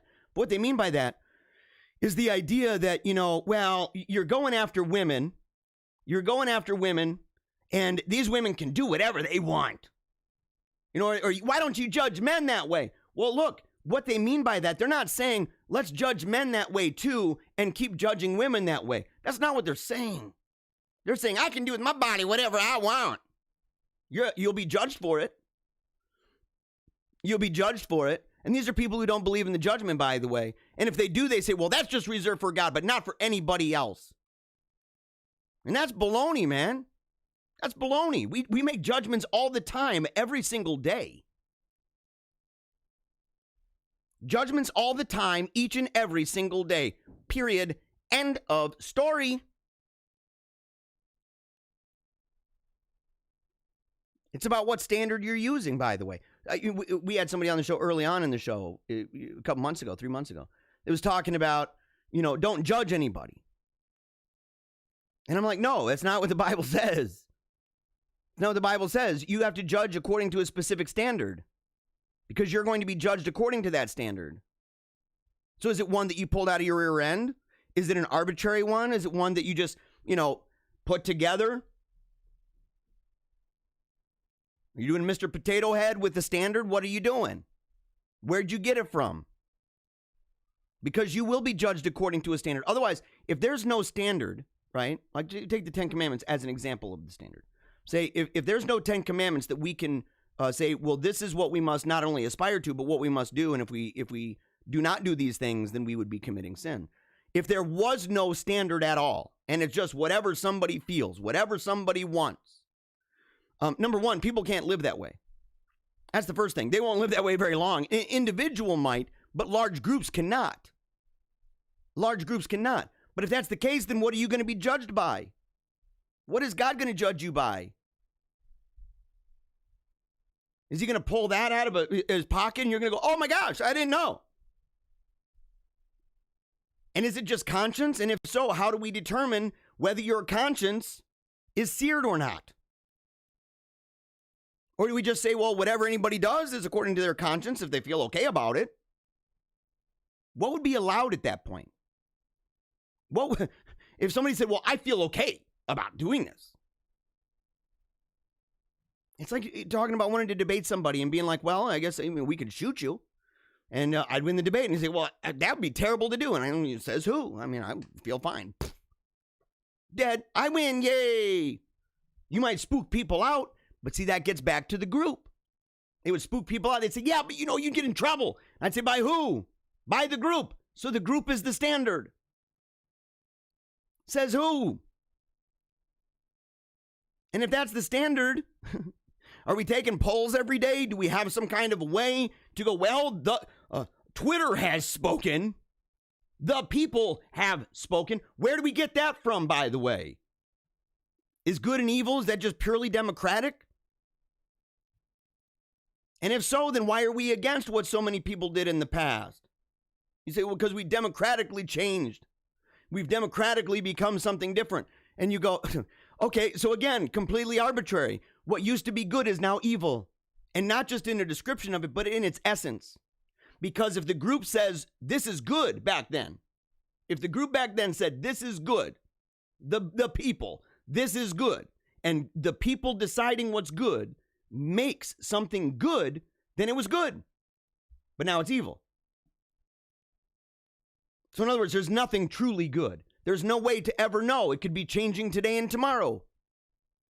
I hope I get an alert on my phone. Maybe we should get an app for that. Some stupid junk. These people don't think past their nose.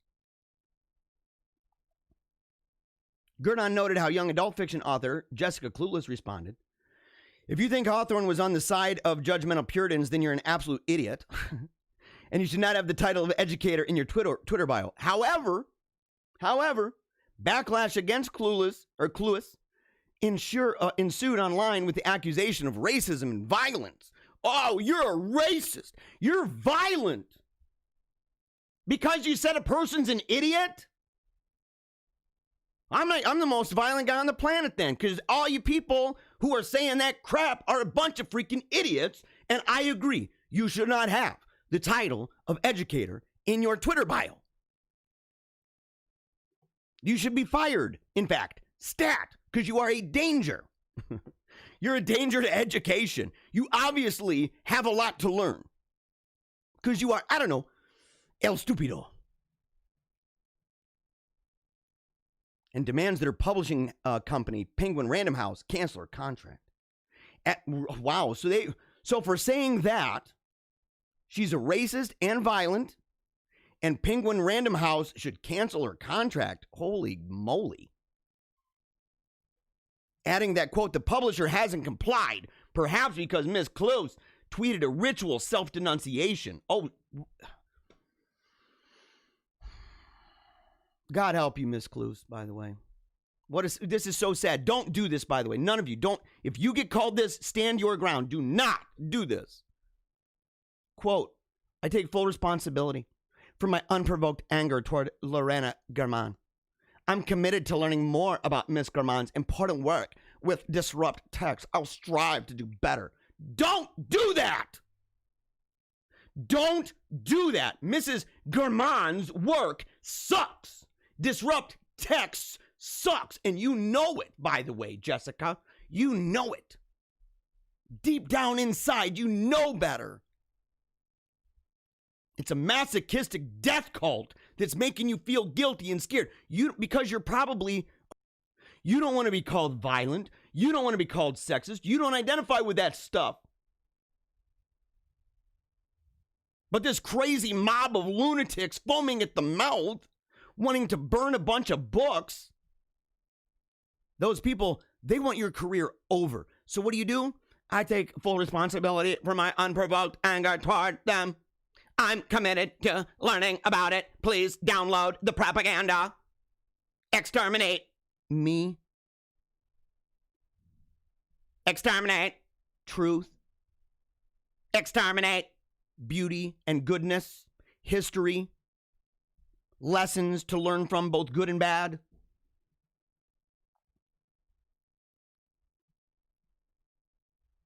Oh.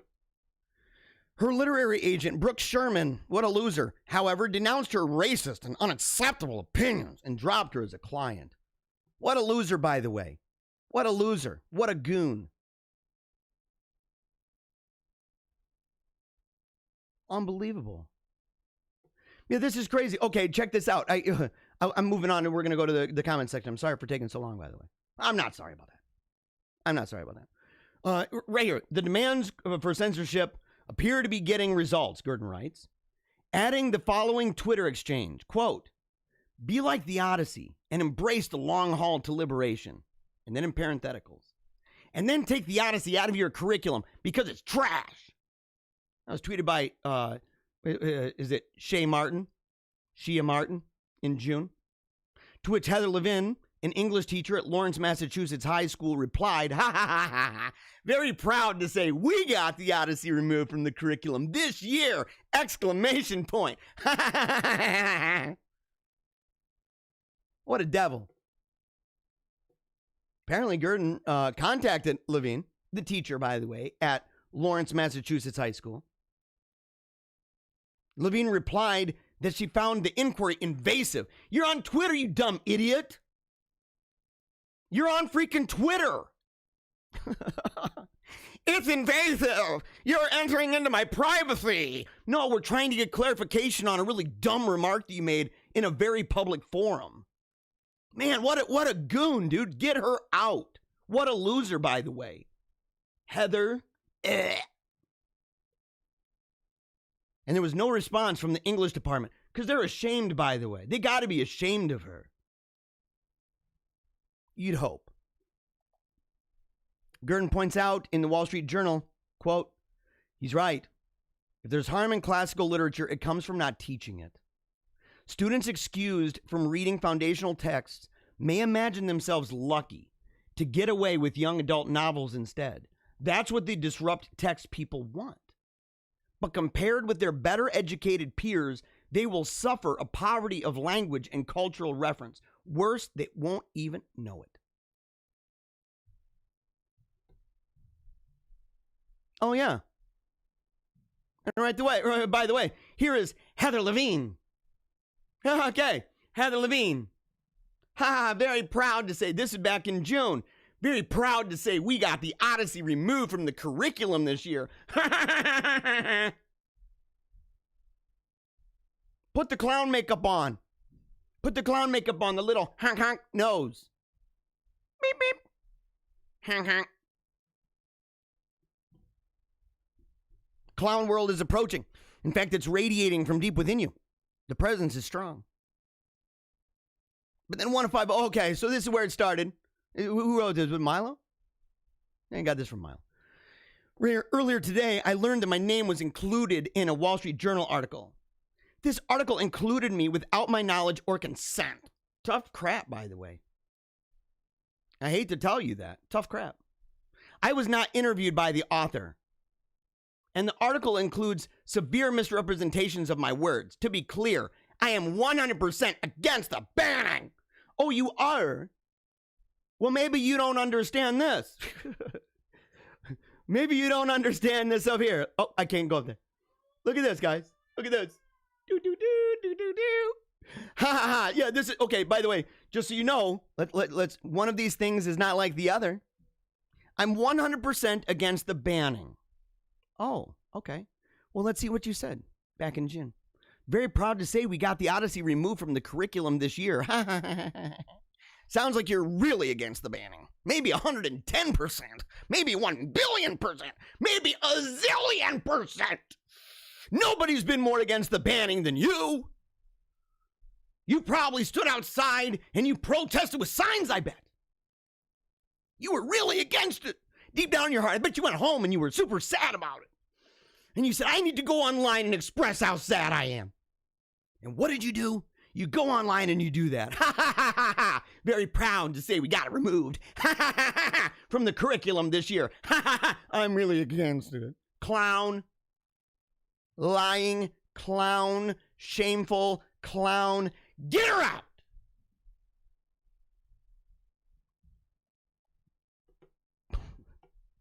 All right, we got to go to the, we got to go over here for a second. We got to go out here for a second. See some of these comments. By the way, thank you for tuning in again. Thank you for tuning in again. Very grateful for this. Let's see. Barbara says, I'm super excited to realize I'm one of the thousands who tune into your show. Great to hear the YouTube. I go in and like, but I always comment and share from your Facebook Live. I feel it goes directly to you and from you and for you.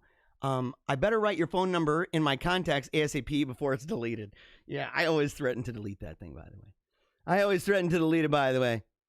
Okay, let's see here. Jesus of Nazareth says, golly goshers, I don't know. Dude's letting loose in his car. Oh, yeah, talking about the fart, man. Talking about the farting, the farting car. Oh my gosh, man. The Tesla, dude. And who thought of that, by the way? They're like, oh, yeah, man, that's a good idea. I'm going to go ahead and do fart noises. How high were they? Barbara says, yes, but fart jokes are still the best ever. You know, it's true. Fart jokes are good. I'm not going to go down that road. I recently told a story that some people were like, dude, don't do this. Don't talk about it. Man. Yeah, and apparently your brother, Kevin, okay, so Chris Farley's brother. I don't know Kevin, man. I'm excited to learn more about him. Chris Farley and Barbara Farley, the brother Kevin, they're all, you know, I don't know if Barbara's ever done anything, you know, with acting or anything like that, but Kevin and Chris, and there's another brother, I believe, have done stuff like that. But my brother Kevin has an entire set in his stand-up routine dedicated to farts. I'm glad to hear that. Thank you for telling me that, Barbara. I'm really glad to hear that. I bet it's got to be funny. It's got to be funny. Phil Morgan says, hello from Denver, Colorado. Hello to you, bro. Hello to you. Very, very glad that you are tuned in. James says they should make a mukbang car horn sound. I don't know. No. Not going to do it. Not going to do it. Kimberly says, coffee. You got to do it. You got to drink the coffee in the morning. Oh, I'm out. I was going to drink it out of this glass. I was going to drink it out of my glass. Oh, wow. You can't really see that. I guess it's clear. That makes sense. Oh, my gosh, man. So here's the thing, man. I was gonna drink it right out of there, but it'd be like the coffee would be floating, right? It'd be floating in the air. I never even thought about that. This is delicious coffee. I don't know if the staff is upstairs listening. They should be. If they are listening, they need to immediately make me some more coffee because I'm almost out of water too. It's unbelievable. Let's see. Kimberly says, I'm going to marry my Xbox. Don't do that. Do not marry your Xbox. If you're gonna marry anything like that, marry if you're gonna marry an object, marry some really great books. Marry an entire library. In fact, put a library in your house and say, I married them. I married them. Or marry the hobby. If you're not already married, if you're already married, enjoy that marriage. Don't play around with it. But if you're not married and you don't plan on getting married, then maybe you should consider doing things like, marrying the church or marrying prayer or doing a lot of other things or marrying your hobby, art and things like that. And I guess games is a hobby, I guess. I don't know. For a lot of people, it's a lifestyle, and that's where it gets unfortunate. James says, people who marry things like pets and objects should be shamed for such perversions. Oh, yeah, totally 100%, bro. Totally 100%. Yeah, people saying that to marry an object is so strange. How lonely do you have to be? Oh, my gosh, dude, yeah. Okay, put that up there. Oh, you're going to pour it for me? Okay, set it up there, yeah. Very grateful for that. Thank you. Thank you, bro. No, there he is. He's in and out of the dimension. Let's see your blob of barf. People think that's like, oh, yeah. Talking about, marrying a blob of barf, right? Nobody's going to do that. They're like, and I married this blob of barf. It's kind of like, Ren and Stimpy. He married a fart. He married a fart, didn't he? No, he didn't. He performed the marriage of Stinky, and Stinky married the fish. The gross fish that was nasty. Looked like one of those fish that Heathcliff was eating in the cartoon. Robert says John Wayne Gacy was a good clown. Was he a good clown? I've seen the movie Gacy, man. I've seen it. Ooh, dude, under his floorboards, man, that was some messed up junk. Yeah, okay, here. Right here, CF says, wait, isn't France locked down for COVID, but they let some weirdo kiss the Eiffel Tower? I think that's from years ago, man. I think that's from years ago. It was years ago. And you guys got to come up, man, with some songs. I wanted to hear some songs. Let's see, 14 goals for 37 appearances. Good afternoon, Holy Faith Media. Hope you're well, sir. Thank you very much. I appreciate it. Don't watch many American channels, but I like this one. I'm really glad. And by the way, I don't know if anybody noticed this, but the live show, because apparently I talk about controversial things. And apparently YouTube and the powers that be, they don't like what I do. They don't want me to keep on rolling. They want to take me down. And they might one day. And if they do, you got to make sure to go to paleocratdiaries.com. That's where you're going to find me. As long as I can stay there. Okay, as long as I can stay there. And as long as PayPal can continue working, you can paypal.me/Paleocrat. It keeps the ball rolling, folks. It keeps it rolling. Over at Holy Faith Media, in fact, if you go live, if you want to donate to the show, you're able to donate and it will pop up on the screen as a super chat. So it'll be like a big colorful thing, right? I think so. I should be able to see that. We'll see. But I'm grateful that you're tuned in. And, because on Holy Faith Media, as soon as the show's over, man, they put that bugger on unlisted. So people can't see it. I put it in my like folder, though. I put it in my like folder, and my like folder is private, and so I'm able to keep an eye on it. Keep an eye on the numbers and stuff, that I had and everything else. Because I used to put those in my playlist because they're always bigger numbers at the network than on my personal channel. And it's probably appropriate. You'd figure, obviously. But, yeah, so... Yeah. Get it while you can, guys. Get it while you can. All right, let's see. Someone says, hey, now, what's wrong with a little chub, LOL? Well, it depends. It depends. A little chub can be a big problem, right? I mean, aesthetically, I'm one of those guys. I prefer, by the way, a lot of the old classical paintings, even into the Renaissance, stuff like that, where all the ladies, they've got a little bit of chub in the belly. Those old paintings of Adam and Eve. I mean, she's not the thinnest lady in the world. She's got that whole fertility thing happening there. So she's got some meat on the bone. But she ain't, she's not Captain Lardo pants. She's not like super fat and junk. And so for guys, you might have a little bit of chub on that belly and that goes around and you're like, oh, I kind of like that, those love handles and stuff. And it's like, yeah, so does heart disease. So does diabetes. So does, heart attacks and strokes that are going to take your boy out. So it can be bad, right? And it's good to do the best with your body that you can. God gave us a body for a reason. He didn't just give us a body and say, pretend that you're a ghost inside the machine and that's all that matters. This is how it's animated through our body, what we do. Let's see, it's a space needle. Been there. It was super scary. Don't talk to me about no space needle, by the way. I don't like that. I don't like that because I have recurring nightmares, in fact, of the space needle. I've never been up there. But the idea of being inside the space needle and a tornado, coming toward me and that it's rocking and falling down, you can't escape it. You can't escape it.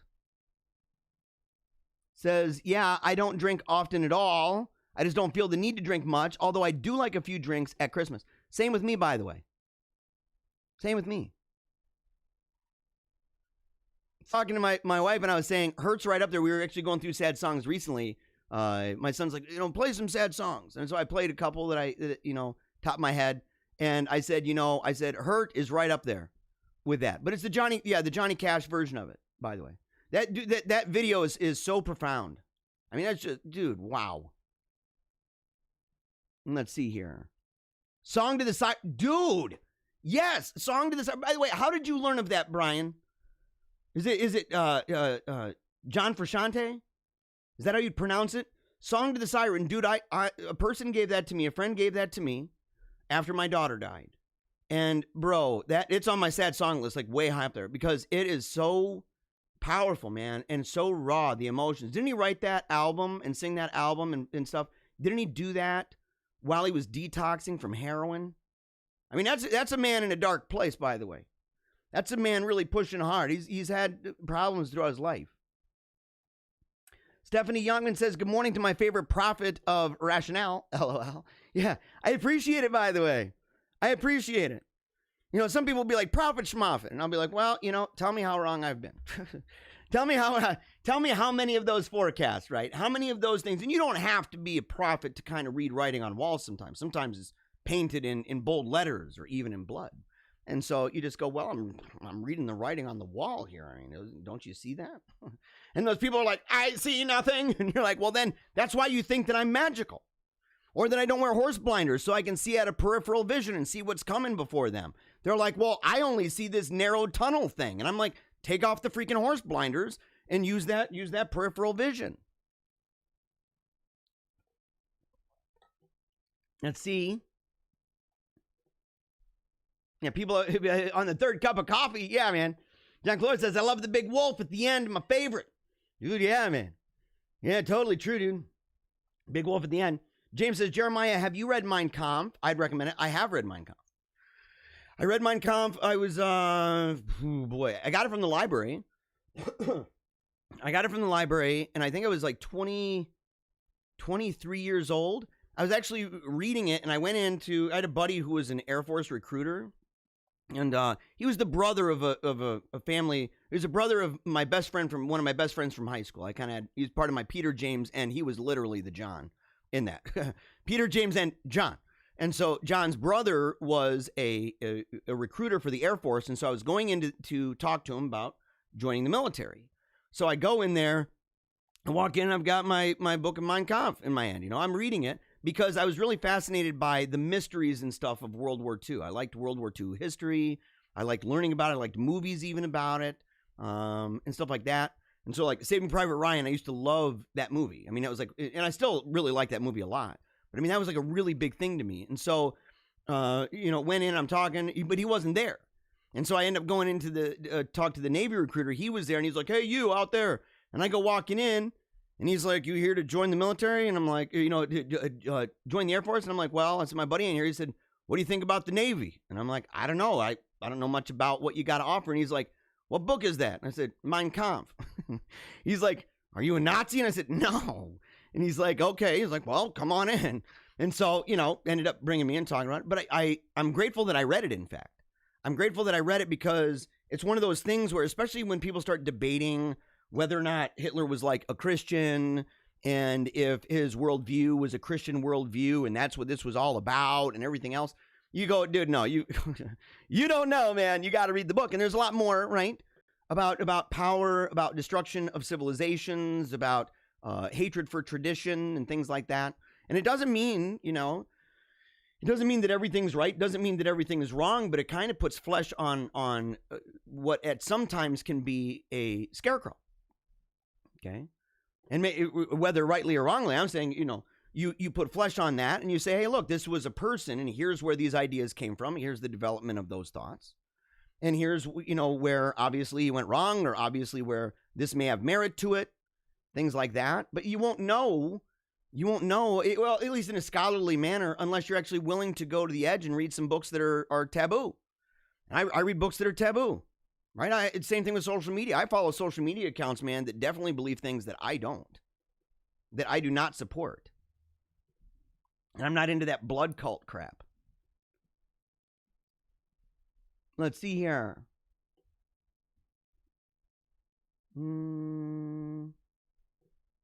Let's see. Come on, Jeremiah. We all know the best translation is the Message Bible. No. Karen says she's foreign and clearly motivated by the envy of our culture. She is the hater. Totally true, by the way. People who loathe our culture. People who loathe our culture and they want to take it down. A lot of those people, and that's one of those things that we have to understand, is that in the history of cultures, that's one of the reasons why as cultures in civilizational phases where it becomes imperial and it wants to spread all over the place and it wants everybody to embrace that, right? It's imperial. It wants dominion. It's inevitable in many ways in the cycle of these things to want that spread and to want that control. Whether it's through, force with weapons, whether it's through conversions, whatever it is, they want that because they believe that their model is true. But when that happens, the group that is doing that has a view of itself and the way that it feels and what made it what it is, okay? But that's not the view of people on the outside. They don't view it the same way. Kind of like, how many people wonder, like, the kind of patriotism in other countries and say, we say America's the greatest country that's ever been on the planet of the earth, the planet of the earth, on the face of the earth. And you say that, and you say, how many other countries believe that? How many other countries, in fact, believe that about themselves and think that we are, in fact, arrogant for believing that? How many? Are there a lot? And what happens when that country that believes that of themselves begins, and in the ordinary lifespan of cultures and civilizations, begins to reach that place where everything starts to crumble and fall? Especially when you have had, for all intents and purposes, an invasion into your country, not just by sleuth, but sometimes by policy and design. Unbelievable. You're seeing it now. You're feeling it now.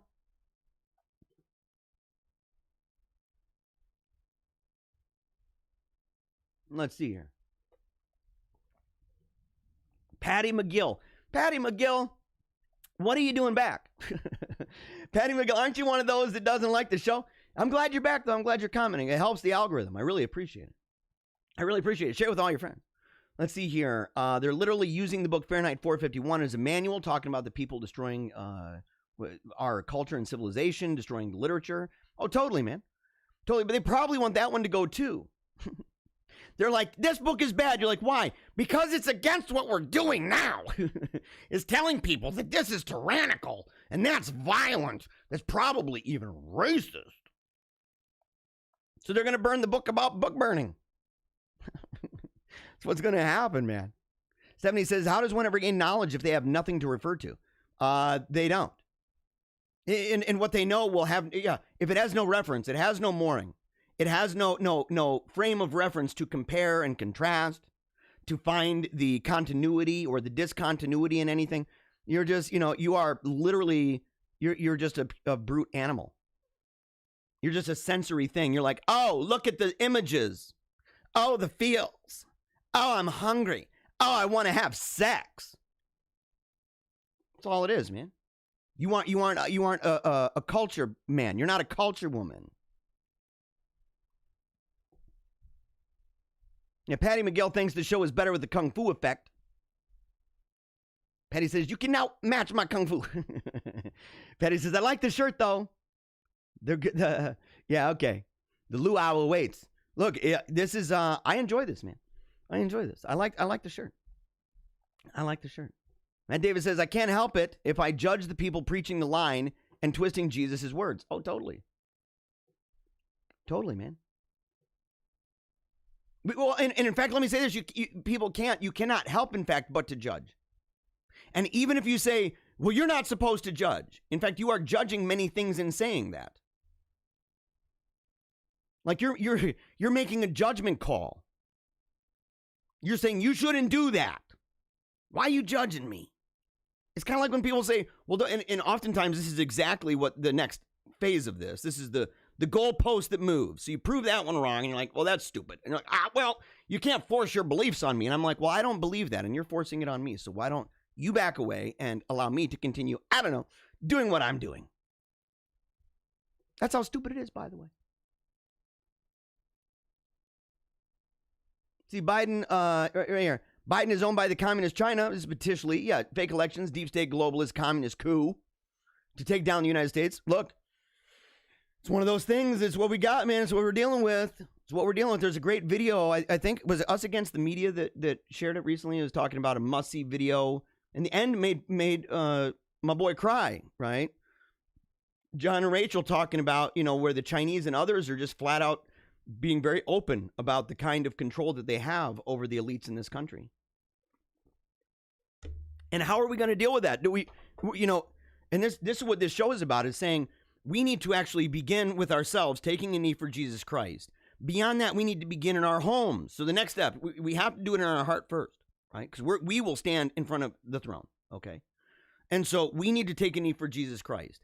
And then from that, we go out further and we say, okay, to the family, to your relationships that you have, to your family, applying kingdom principles. And you have to understand something. If you want to challenge these people, these elites, if you want to challenge that demonic abyss, right, that terrible cesspool of ideas, if you want to challenge that, you have to recognize and even accept and embrace and give it your best to realize that much of what you are going to be required to do is going to be very, very different from what you have come to do. Because it's easy to go along with things. It's easy to allow the techniques in the world to affect us, the mediums all around us to affect us, and we're just to be completely oblivious to the way that our ideas of ourselves, of our world, of truth, of time, of leisure, of boredom, of family, of marriage and divorce, of sex and gender, of all of these things, politics and culture, our relationship to the environment, all of these things have changed dramatically. Our use of time, the idea of death, the reality of death, it's changed, and we are oblivious to it, and we don't realize to what extent it's been changed. And then it's like the frog in the water thing. That's been going on maybe for decades of your life. And so to say, well, what then shall I do? What then must I do? It's going to require major changes in your life, and they're going to be hard. It's going to be tough. But we can't just sit there and complain. Otherwise, we're just the barking, the clanging cymbal, ching, ching, ching, ching, ching, as this all goes. As they just keep marching on to the Great Reset. And all we do is, I don't like that. I don't like you. I wish it wasn't this way. Now I'm going to go play my PlayStation. I don't like it this way. Now I'm going to go ahead and fumble through Twitter and fumble through TikTok. I don't like it. I wish it was different. Do you? I know I do. I know I do. And I know the Wolfpack does. That's why you're here, by the way. Let's see here. James says you should not have pronouns in your bio either. It's cringe. Totally is. Totally is. Totally is. It's true. Let's see here. I am a child care specialist. I entertain children through play. Look at that. I agree with that. You're legit. I wrote my college thesis humanities project, learning through play. So yes, I too get paid to put on a show. I just have a thinner wallet than my brothers. I'd say preschool education, you put on a show daily. I'd say preschool education. Yeah, it's true. I love my career. In my internship, I pretend to cast a doll with plaster. And as a client of mine was a 5-year-old, ran in the street, got hit by a car. He had a broken leg, so I used play therapy to tell him what was going to happen to him. My brothers in comedy are Chris, Kevin, and John Farley. Ah, totally true. Totally true. And Stephanie likes the shirt. I'm grateful for that. Okay, moving on. Keeping on the same theme, though. I don't want to deviate too much, by the way. I don't want to deviate too much from the theme. I like talking about this stuff. So here's the thing. So we live in a world right now. We live in a world where, people talk about America was built on slavery. America was built on slavery, and there's a lot to contend there. There's things to admit, and there are things to contend with that, including even the narrative about Plymouth Rock, including the narrative about Thanksgiving, including the narrative about the capital of the United States, Washington, D.C. But you have compelling narratives right now that are fighting each other. And it's kind of a liberal hangover that's talking about this idea that those things don't matter. It's just the facts that matter. It's just the truth that matters. There is a truth to that, but that's not the way that history works. It's never been that way. In fact, that whole liberal materialist paradigm didn't even operate that way. It was still telling stories. It still had its own mythology. It's never been that way. But you have to contend, and you have to have a better argument. You have to have a better argument. And it has to have a tug and a feel. It has to be real. It has to be real. It has to be at least anchored and moored in that. But if you get out there and people start feeling ashamed of everything all the time because of the color of their skin and the way that they were born, and they're being tethered together with people from a long time ago, that may not connect with the facts entirely. There may be a degree of factual basis to it, not entirely, and yet at the same time, the way that the narrative packages that, it is in fact quite powerful and profound.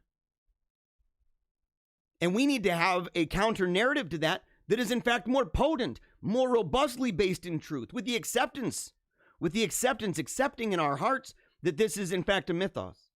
It's a battle of a mythos. But the idea that America, and you can only get so far by poking holes in the other's view. You can only get so far by doing that, especially in a culture that cycles through those things, the short-lived time span of that. For example, you can share these images. This is a great one, by the way. You've got America was built on slavery, and it's got, Mount Rushmore. It's got the Washington Monument. It's got the White House. It's got all of these things, and then you go ahead and you look beneath it, and you've got yourself an Ankh with, the Pharaoh, and you've got the pyramids, and you got the person smiling. Yeah, that's awesome. They don't understand the grotesque hypocrisy of that. It's kind of like, I know people, some of my friends, in fact, I was in conversation with one, a black guy. We're sitting here talking, and he's Nation of Islam, right? So he's taking names like Muhammad very, very, very seriously. And, you have a lot of Muhammad going on over there. And I sat there and I'm like, you do realize, because they said, well, we don't want the names of the slave masters. We don't want the names of the people and the race and the culture and civilization that took us as slaves. And I had to remind him that when you take on the name Muhammad, you are in fact doing that. We bought those slaves that were taken. But you're taking the name. In fact, you may have a name. A lot of these people may have a name of somebody that they don't even realize the reason they were named that. Right? Over the years, maybe granddaddy's middle name. They may not even realize that part of that was because of someone who fought for that person's freedom, or who in fact freed them. And they can't see past the end of their nose. So they say, well, I don't like that name. That sounds like, slave master name. So we're going to go ahead and name ourselves Muhammad. They don't get it. They don't get it, man. It's cuckoo crazy. And it's fleshing itself out in so many crazy ways. A statue depicting a formerly enslaved man kneeling before President Abraham Lincoln was taken down from a Boston park on Tuesday after officials this summer voted unanimously for its removal. They're not just against the posturing of this, by the way. And what's the defense? What's the defense? That it was a profound move made by a man for all, with problems of his own, things that we may not agree with right now, did something historically profound. And the recognition of this. And we tear down those heroes. You know what's crazy? If they even believe in putting up statues of people at all, if they even believe in that anymore, those statues of the heroes that they have now are going to be fought over and taken down by future generations of people partly like them, but now with the view of the SJW radical types, the iconoclastic types. It's going to have them. It's going to have them in view. And why? Because those in the present who are tearing these down will one day be history. It's just true. That's why you got to respect the democracy of the dead. Because one day you will be among them. You think you're better than Shakespeare? Well, the future will tell you you aren't. Because you're going to have people just like you, weirdos that are tearing everything down, burning books, taking movies off of TV, scenes out of movies. History's going to look at you the same way and say, boy, oh boy, look at your problems. You didn't go far enough. And if you don't believe that, it's because you actually have a very mythological view of progress. You've broken it down, and it's convenient, by the way. We got to actually talk about this in the future. Breaking it down between the idea of, here, let me go ahead and turn this thing up. The idea with ancient, medieval, and modern. It's almost like there's a midpoint and it's just the middle, and now we're at the end. And this is where it's all going. It's all going here, and you can see that idea underlying so much. Not just of the progressive weirdos, but also of the apocalyptic weirdos. And they oftentimes have a lot in common. It's like a horseshoe, right? It's like a horseshoe where on this side, we'll start on the right. On the right, you have the apocalyptic weirdos. And it does this little horseshoe, comes around, a horseshoe like this, comes around. And at the end, you've got the left-wing weirdos who are also apocalyptic. Both of them believing that they're at the end of a long line of linear progress. That's what they believe. They're not too different after all. And we got to challenge that. Because if you believe that and you go, it's all been happening, the history of evolution, it's all been working to reach the pinnacle, and the pinnacle are people like me. If you believe that, so did other people, by the way. So did other people. And what happens if there are more people after you? Oh, imagine that. And you want to know what? I can assure you that's probably, and by probably, I mean, I've got a good suspicion that that's going to be true. And they're going to come after you. Good luck, by the way. Good luck with that. And then they wonder, for example, movies. Straight white males, this movie is not for you. Also, why are straight males refusing to see this movie? Maybe because you're the weirdo, the journalism, that's sitting there writing that crap, telling people not to go see. And again, don't you see the conflict? Don't you see the inability for them to recognize consequences? And the reason why is because they are pulling standards out of their rear end, and they're completely trying to erase history. When you erase history and you say it's not worth saving, we got to get rid of it all the way. When you do that and you're not willing to learn from that, you're not being instructed in consequences. In fact, you're placing yourselves within an environment, in a box, right? An Overton window that you don't see past. And you go, man, we need to only focus on the present in a day and age of what? In a day and age of what? Outrage mobs? Cancel culture? Based on what? Based on the voodoo of critical theory? What? Based on false mythological notions of progress and that it all led to, Desmond is amazing? What? Self-gratification? No delayed gratification? It's just immediate gratification? Wanking it like bonobos? Watching, smutty crap on the internet all the time? That's what you are? You're nothing but a bonobo doing your thing? No consequence. You don't believe in God. You don't believe in an afterlife. And if you do, what judgment, what standard will that judge be judging by? And if you go, well, there's none, then what are you doing right now judging any of us? You ought to be better. Why? Says who? Who says this?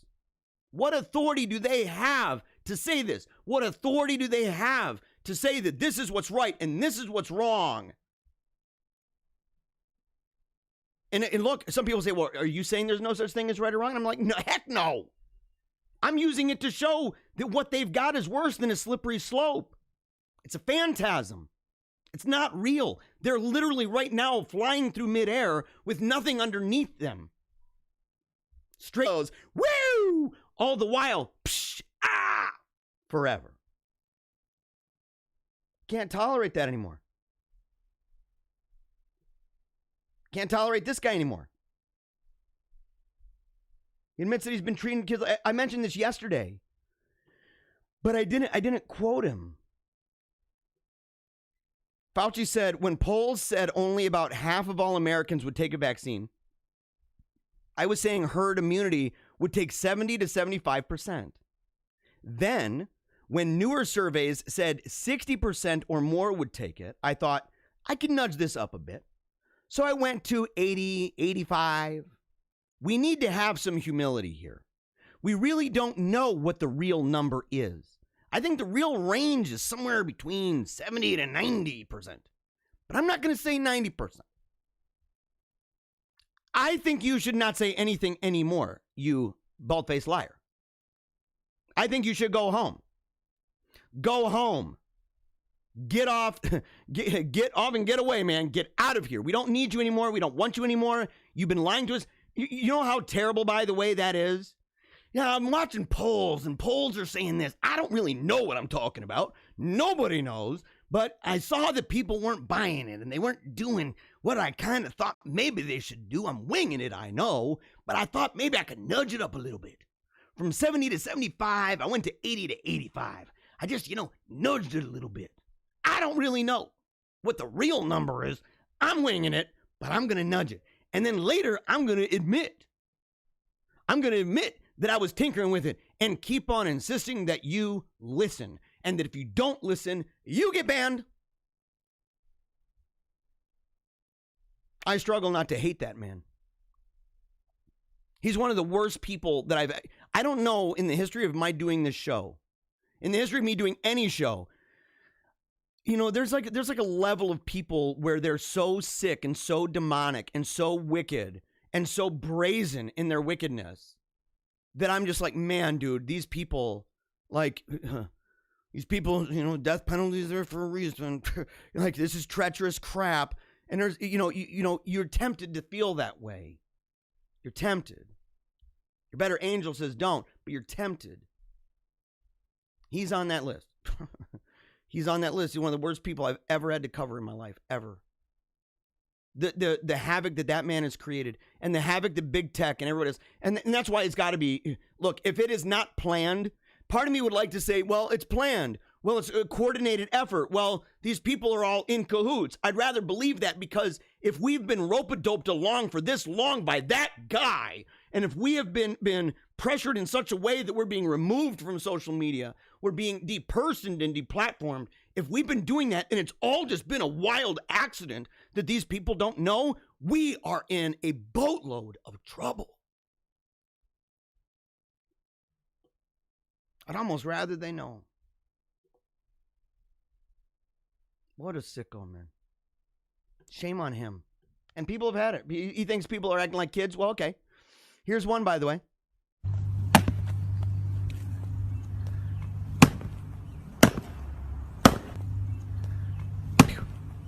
Yeah. She's had it. She's had it. Playground closed. Boom, boom, boom, boom. She's had it. This right here may be one of the more iconic images explaining exactly where we are. Exactly where we are. Because people have had it. I'll save that one for tomorrow. Oh, no. This is another iconic one. Let's see this right here. Can we get it up even closer? I'm going to go ahead and get this one up real close. You can see. Here we go. So, okay, so here's this guy. Here's this guy showing everybody, hey, come on now. Come get the jab. Come get to the polka. And he's telling you to do it. And here we go, guys. Oh, I'm very comfortable, very calm. Raising it up. And here's this goon next to him. And let's see how this one goes. Let's see how this one works. Very compelling. Very convincing. Blair.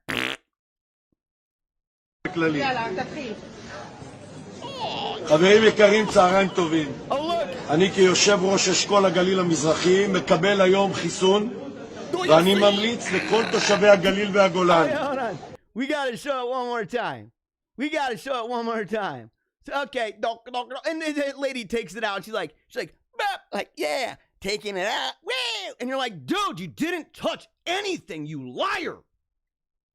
Look at the brazen lies, guys. Look at the brazen lies. If this man, he knows he didn't take it. She knows he didn't take it. What are we going to do to him? What are we going to do to him? These people want you to do something that they know they haven't done. What are we going to do to them? What are we going to do? Am I even allowed to say that? Or do I have to go, oh, I know that you saw what you saw. It's plain as day. It's a freaking lie. You better accept it. You better absorb it. You better take it in because we want it in your veins, but not in his. Blah. What a freaking sicko. Man. What are we going to do?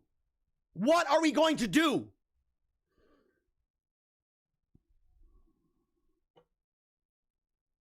Here we go. Watch it. Oh, so there's the poke. And look, where's that? Look at the little plunger up there. She's just kind of stroking it. Here we go. Do a little stroke. חברים יקרים, צהריים טובים. And she's wiggling her fingers around.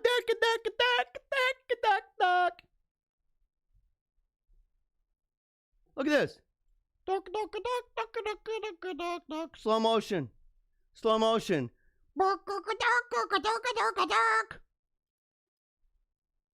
Look at it, guys. Look at it. Oh, man. Yeah, we see nothing. And then watch how she takes it out. Watch.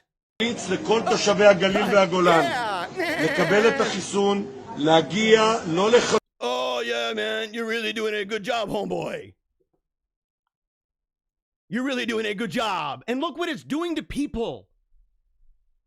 This guy right here, man, he's playing it tough, thinking he's all boss, coming up to people inside of a store.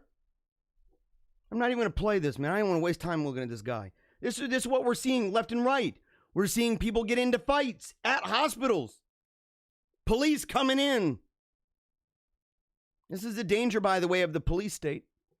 We need to be careful, by the way. We need to, on the one hand, we need to back the blue because we do need to have, I believe in the monopoly that the sword has, or that the state has over the sword. That is the symbol. The keys are given to the church. The rod is given to the home. And then you've got the sword belongs to the state. So you go, okay, that makes perfect sense. It is the maker and enforcer of laws. That makes sense. At the same time, just like making laws can go out of control, so can the idea of the lust for power involved in groups that will enforce whatever they're told. It's unbelievable. They're going to come for you, by the way. How many of them, I got a magazine recently from a college. I won't say which one. But I got a magazine from a college where they were talking about, it's time we have that serious discussion about the talk. Black Lives Matter. I can't breathe. And of course, they didn't talk about the idea that some of the people wearing the I can't breathe shirt are hyper obese and maybe would do a better job breathing if they exercised and did a little bit of cardio. They didn't talk about that. And the thing is like, in that same issue, had stuff to do with cops. Had stuff to do with police. And the police not confronting the issues that are going on and saying, like, look, you want to have the talk about probability of, Jamal going outside and getting shot. Let's talk about that. There are a lot of numbers. And you know what we find? We find that it is comparable to any other group. In fact, that there's a lot of people in other races who are getting shot in much the same way. And you go, there's an issue here. And you also say, questions like, why do you see so many cops all the time in certain neighborhoods? Because there are actually laws about that say that if there's a bunch of crime going on in certain neighborhoods, those cops have to be there. And if they're not, then you're going to have a situation where you might have drive-bys past your house. Somebody's driving by, bam, bam, bam, bam, bam. Drive-bys, everybody's scared. Kids are hiding. What the heck? And the cops don't show up. Why? Because that's wafist. Why are you coming in my neighborhood, you wafist? Because you're having drive-bys in your neighborhood. We need to know what's going on. Most of the time, they're not just driving around for nothing. Most of the time, maybe they were just out shooting at random crap. Maybe, it's possible.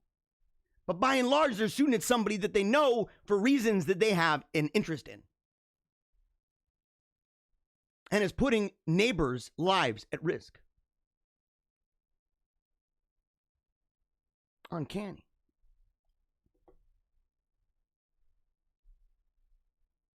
And I got this right here. In week 51 of the Centers of Disease Control and Prevention's Flu View data monitoring system, 36 positive flu tests were documented. Well, guys, we are really in trouble. 36 in week 51. This marks a steep decrease. By the way, how steep? From last year's total of, 7,703 during the same time frame. The positivity rate has sharply declined this calendar year, as only 0.1% of tests taken this year have come back positive. The 5-year average is 15.8. The data comes in defiance of the twindemic concerns perpetuated by medical experts. So, look, it's one of those things where I guess they were wrong, man. I guess go figure, man. Go figure. The rationalists were wrong. Their magic crystal ball didn't work again. Imagine that, dude. It's weird. It's real weird, dude. It was supposed to be a twindemic, man. It was going to be like bursting at the seams.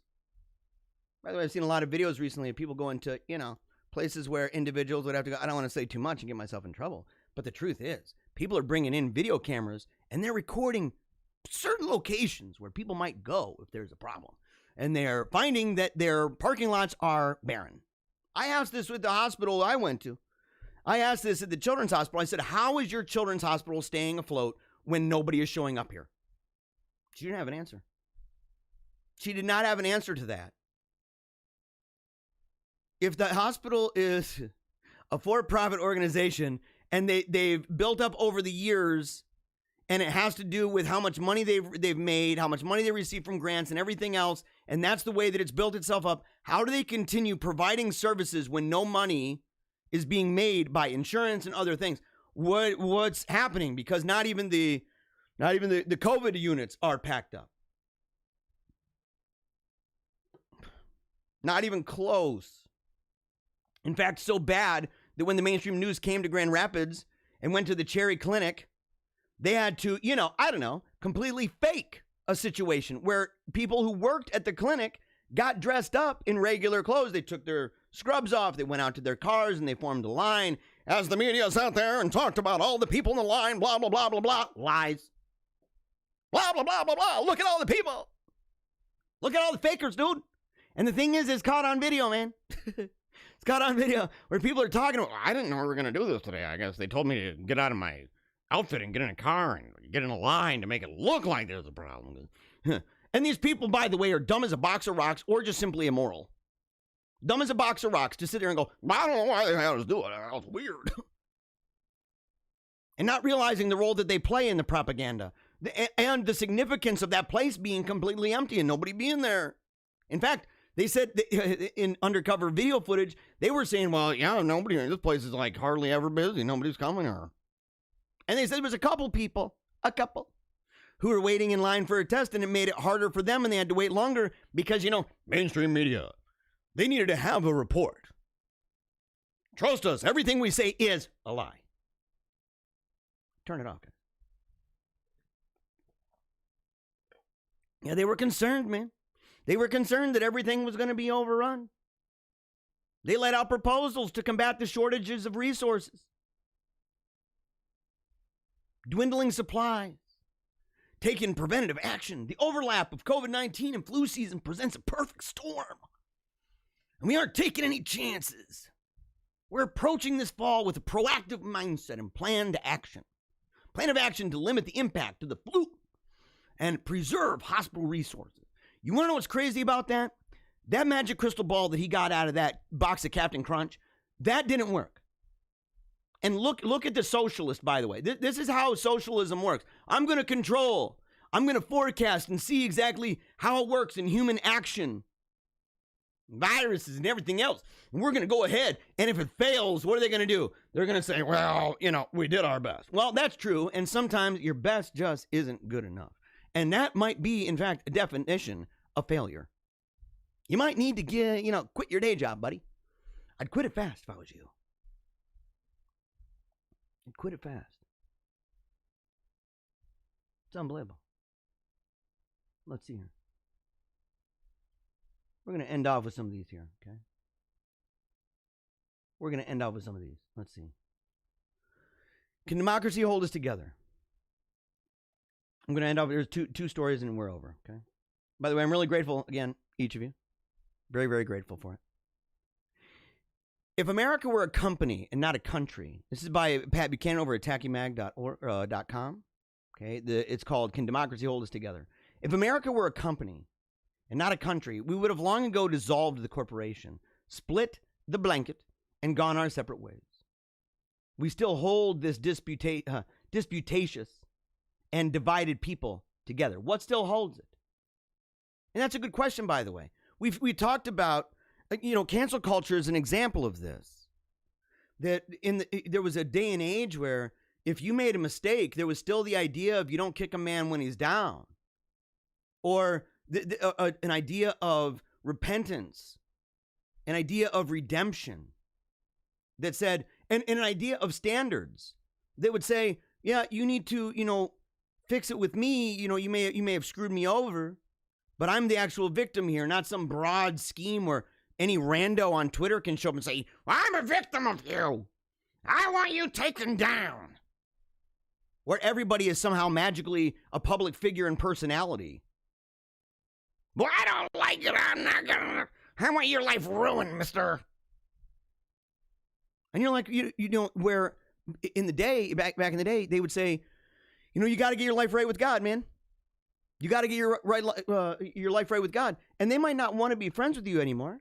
They might not want to work with you. You may do something so heinous that you get fired from a job or something. That stuff happens. You could still be canceled.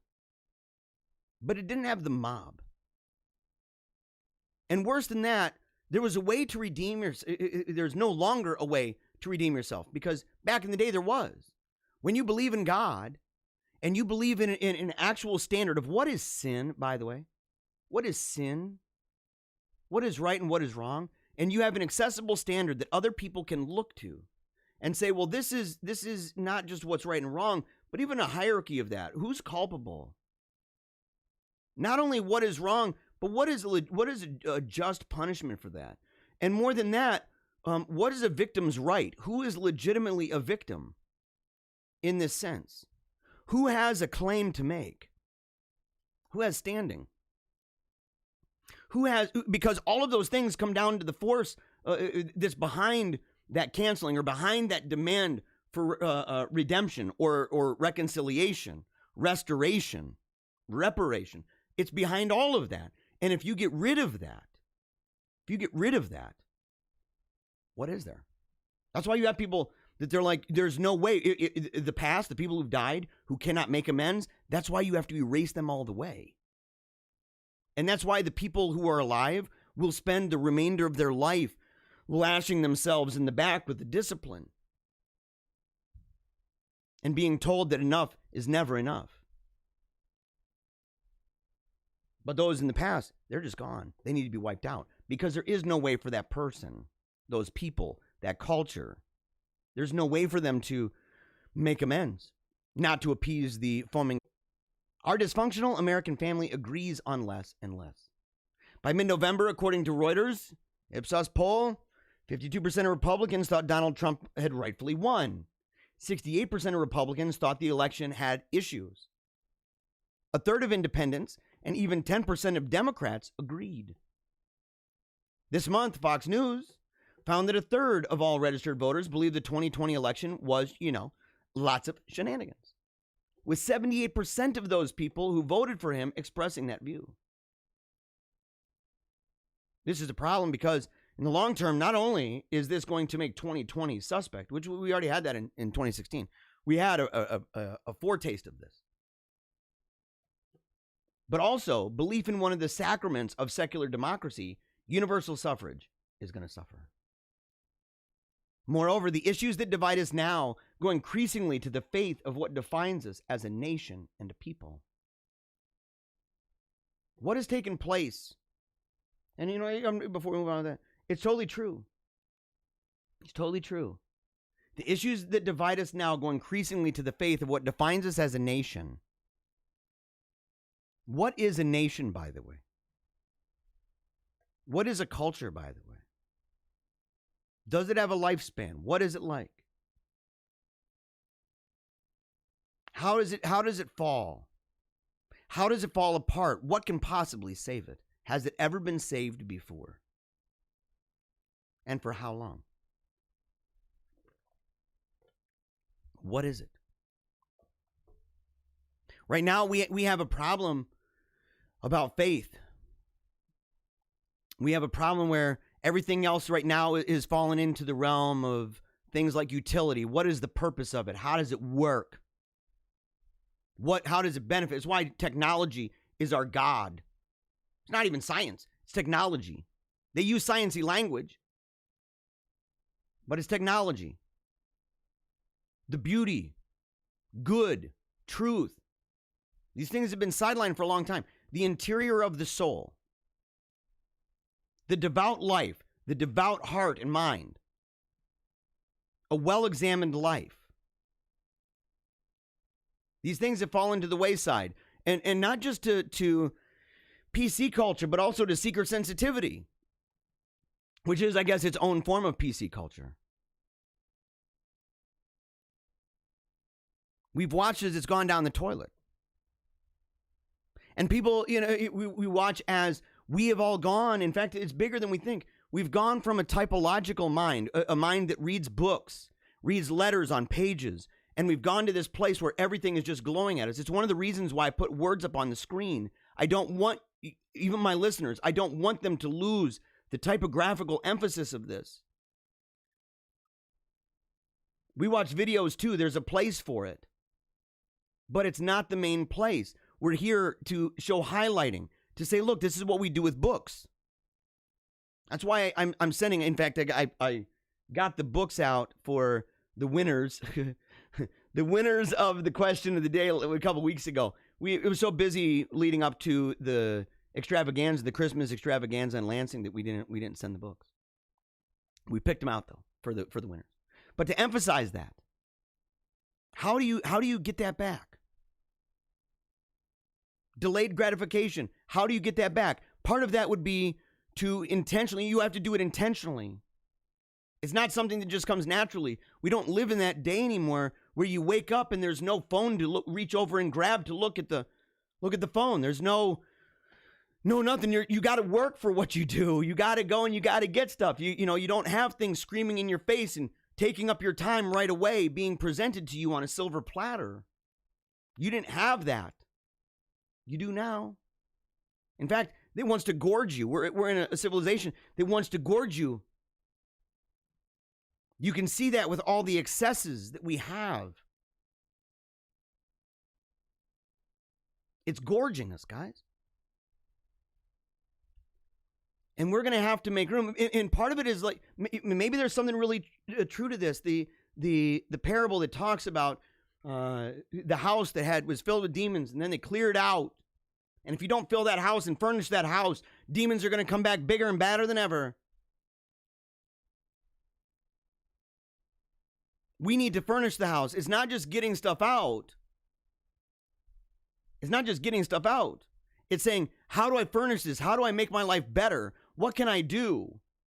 What must I not do, in fact? What are things that I can take away? What are things that I should maybe, consider, things that I should consider removing from my life, or not even entirely, but how do I balance that out? I've been prone to be like, well, you just need technology all the way gone. You just need to cut the cord. I don't know if that's, number one, I don't think that's a very historical action to do. I don't even think that that's a very productive thing to do, or even at this point, very feasible. It makes it very difficult. It's okay. You want to start a magazine or a zine, go and do it. I strongly encourage it. I've thought of the same thing for me. At the same time, people by and large, you're going to need to make the case.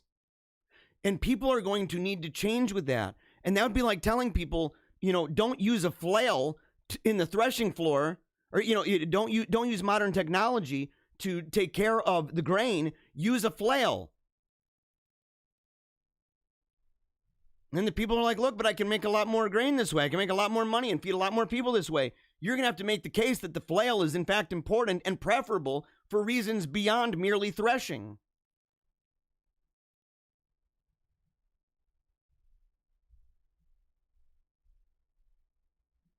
It's going to be a big deal. You're going to need to make decisions in your life. And we're doing it in our home. These are decisions that, given the regular rhythm and rhyme of day, it makes it tough. It makes it hard to put those in practice and in place.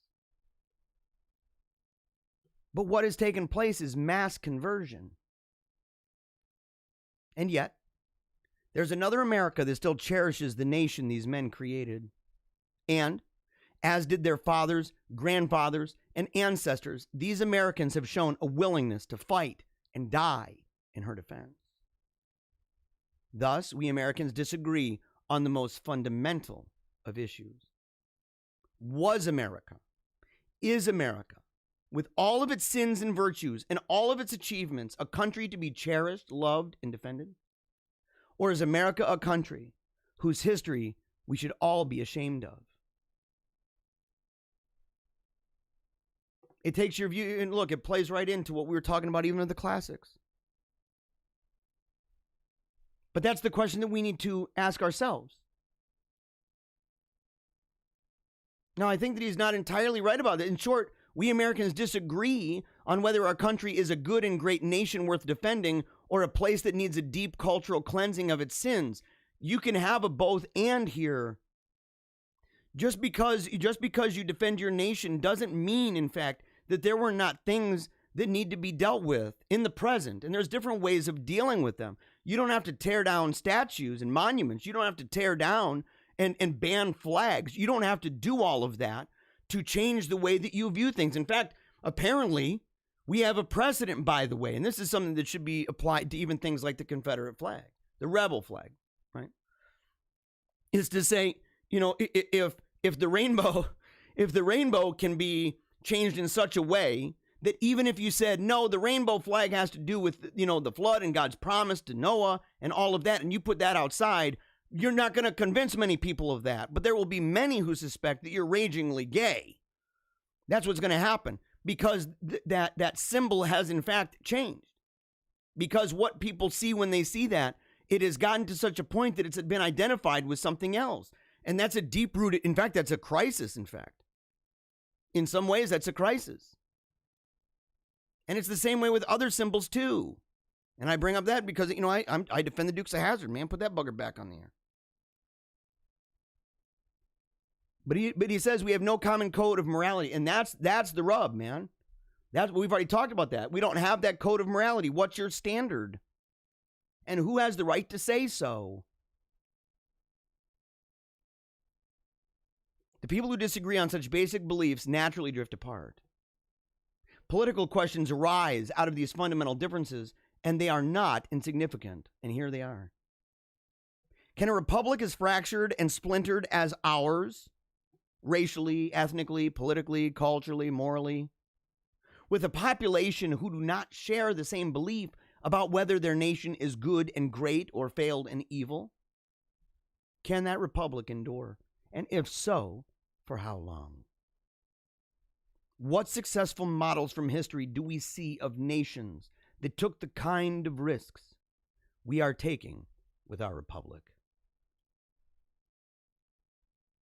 I'm thankful that we've got people, in fact, even, and this is predictable too, Generation Z, in their late teens and early 20s are more likely to believe in God than millennials in their late 20s and 30s, according to polling. Totally true. Very, in fact, predictable. And we got to do better than this. Are you winning, son? I'm harassing PhD philosophers on Twitter. You're not going to get very far with that. I'm glad you enjoy that. It should be, kind of down on the totem pole of your hobbies. But, you can be more productive with that. But it is, I don't think that's a bad thing. Are you winning? Did you win? I'm going to end with this, okay? This is going to be the end. Then we're going to go to comments real quick, and then we're over. Steadfast doesn't mean when it's easy. This is by Sundance over at the Conservative Treehouse. I read it, and I thought, this is actually almost like a prayer. And to me, it is remarkable because when I read it, all I could think about was the wolf pack. It was you guys. It was what we do here each and every day. It's the commitment that we make to never give up, to keep on smiling, and to remember that we're going to die. Steadfast doesn't mean... I'm pouring this coffee real quick here. Give me a second.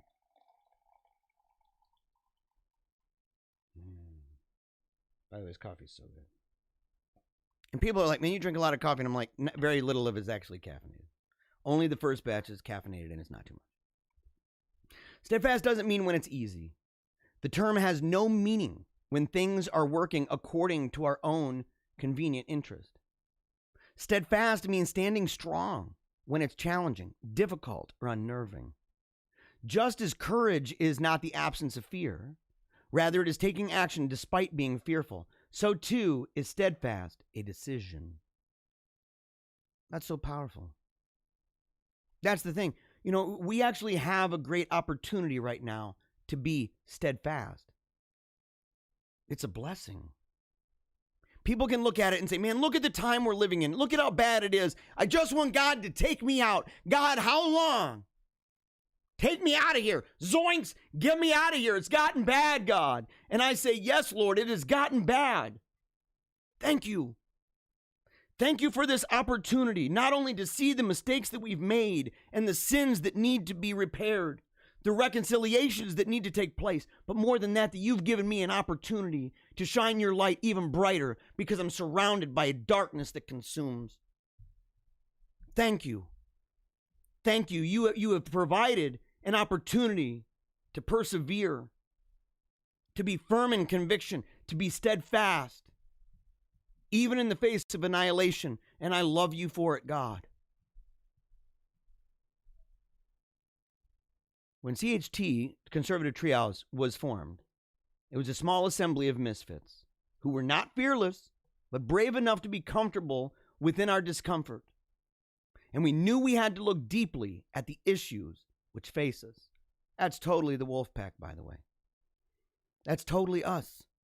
We are a small assembly of misfits, the Johnny Q's and the Sally Sue's, Main Street and flyover country. We talk about it all the time. The freaks and the geeks, man, howling at the sun every single day, giving their best and their all in small, tiny ways.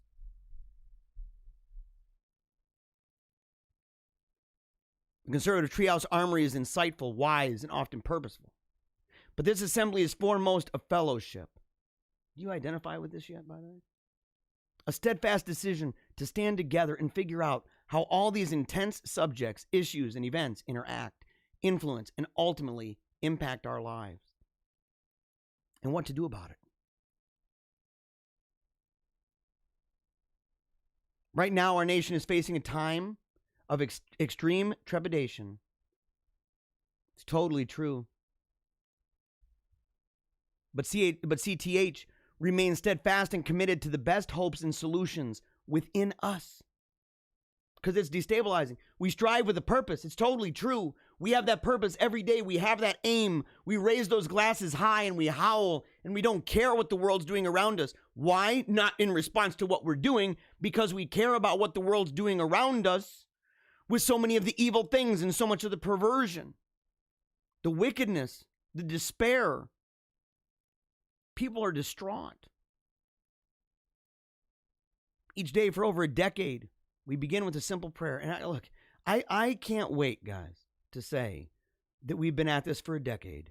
I can only hope to be as far along as the conservative treehouse. I admire them, by the way. But we begin, and I hope that in 10 years' time, that the people who stuck around and watched this show get bigger and bigger and bigger, and I believe it will. And even if it doesn't, you know what? I'm here. I love you guys, and I love what I do here. I'm not always the wisest guy in the world. I make mistakes. I say things that aren't entirely on point. It's rare, but you know what I mean? I don't. But the truth is, I love coming here and giving you that every single day and knowing that when I howl at the sun, which is just, we're praying, we are shouting out to heaven.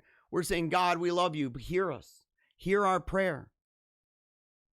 Hear our commitment. Look down from heaven and remember. Remember your covenants.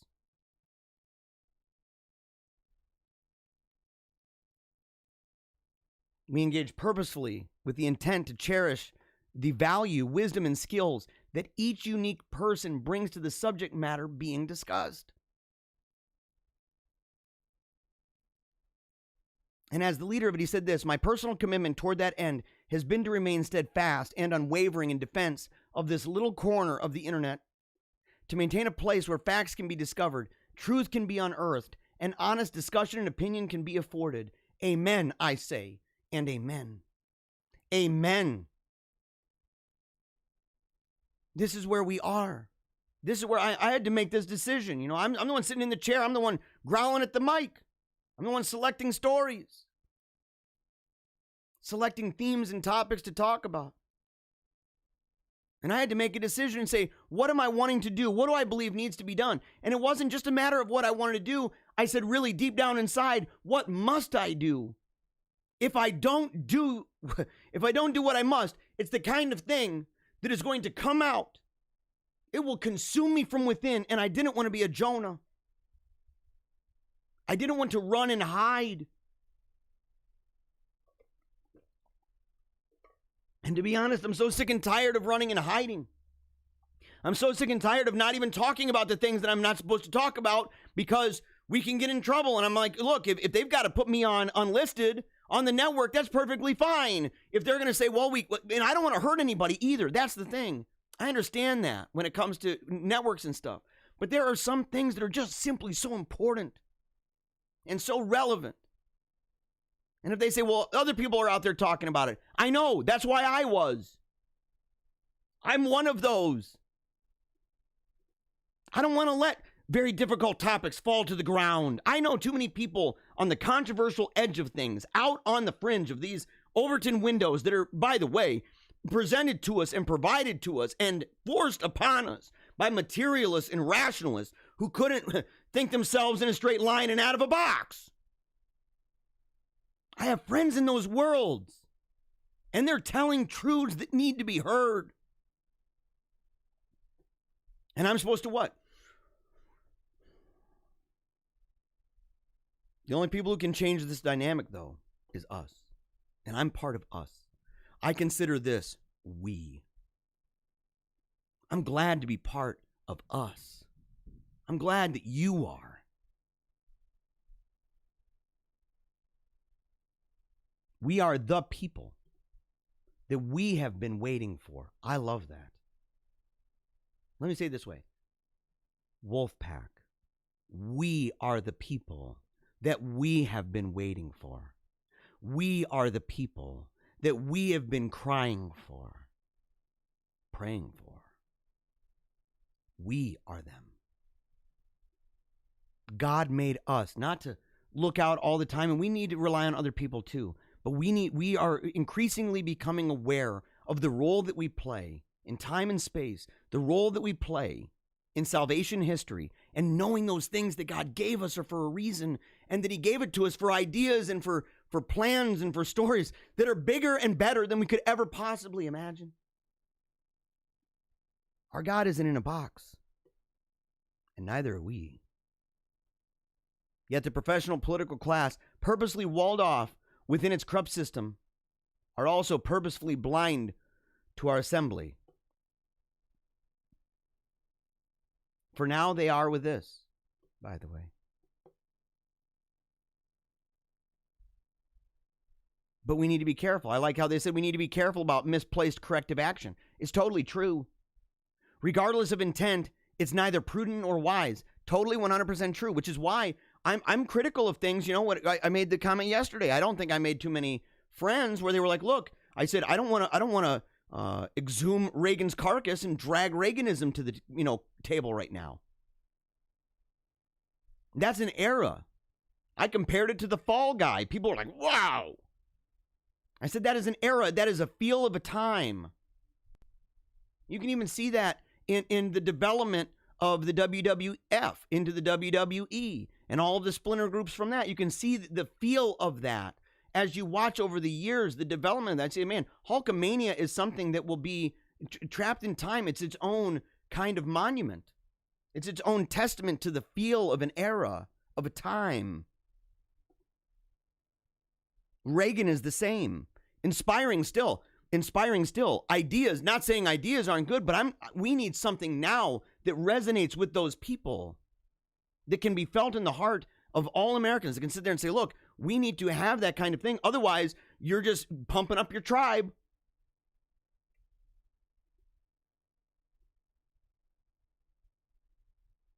Above all, those who understand the larger issues must remain united and hold a sense of fellowship toward each other if we are to overcome the challenges. Yes, it's why we need to get back in church. It's why we need to communicate over the phone. We need to write letters to each other. We need to maybe read books together. We need to do a number of different things together. We need to begin to create and harness a sense of community, which is why I read the chats during the show.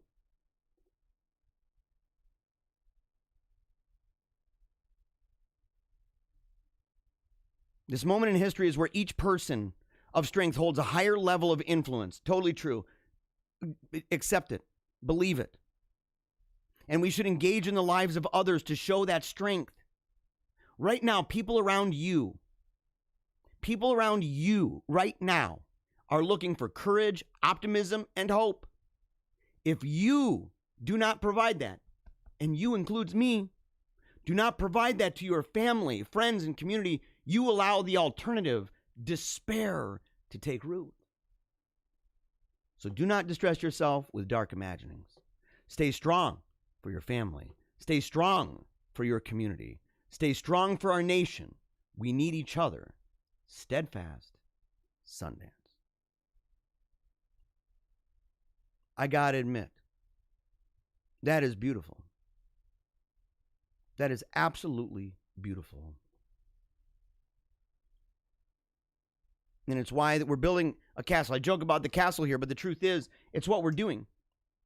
Building this castle. A castle all around us. A castle in our mind.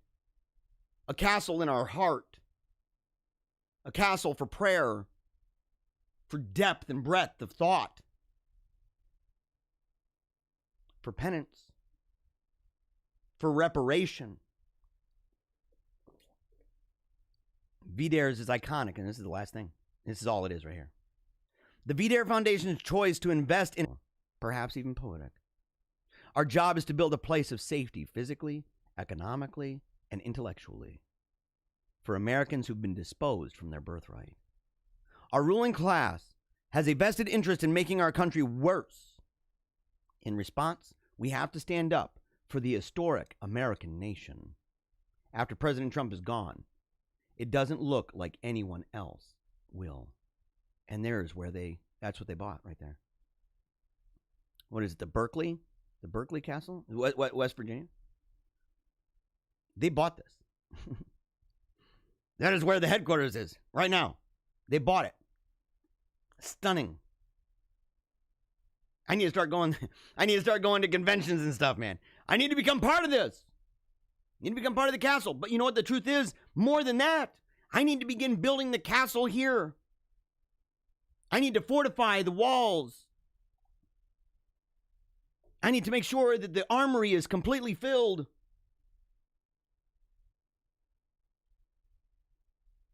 I need to do it. Because the truth is, let's make sure.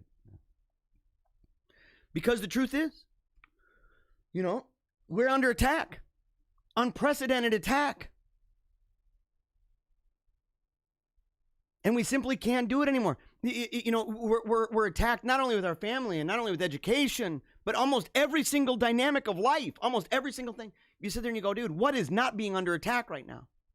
What is not being under attack? We need to fortify. We need to build up. We need to learn the art of war. We need to learn what it means to build a castle in our hearts, in our minds, in our homes, in our churches, and to expand this as it goes, to build up and build up, to teach not only how to be defensive, but to be offensive, to teach the art of war in that way, to say, look, we not only have to learn to defend and do this kind of thing, but we need to learn to pop back. We need to learn those skills, and we can do this by a mix of things, by learning from history, which is why we ain't burning it. It's why we ain't getting rid of it. But having our head also in the present, understanding and even recognizing the wins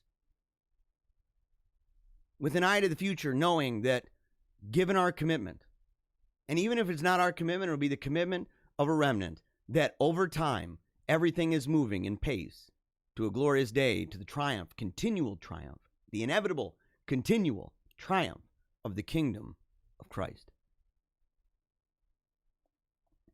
I'm grateful for that. All right. So here we go. This is the end of it here. I'm very grateful, by the way, for all of you.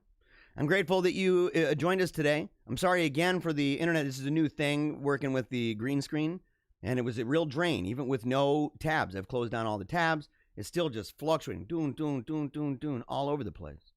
Love this video?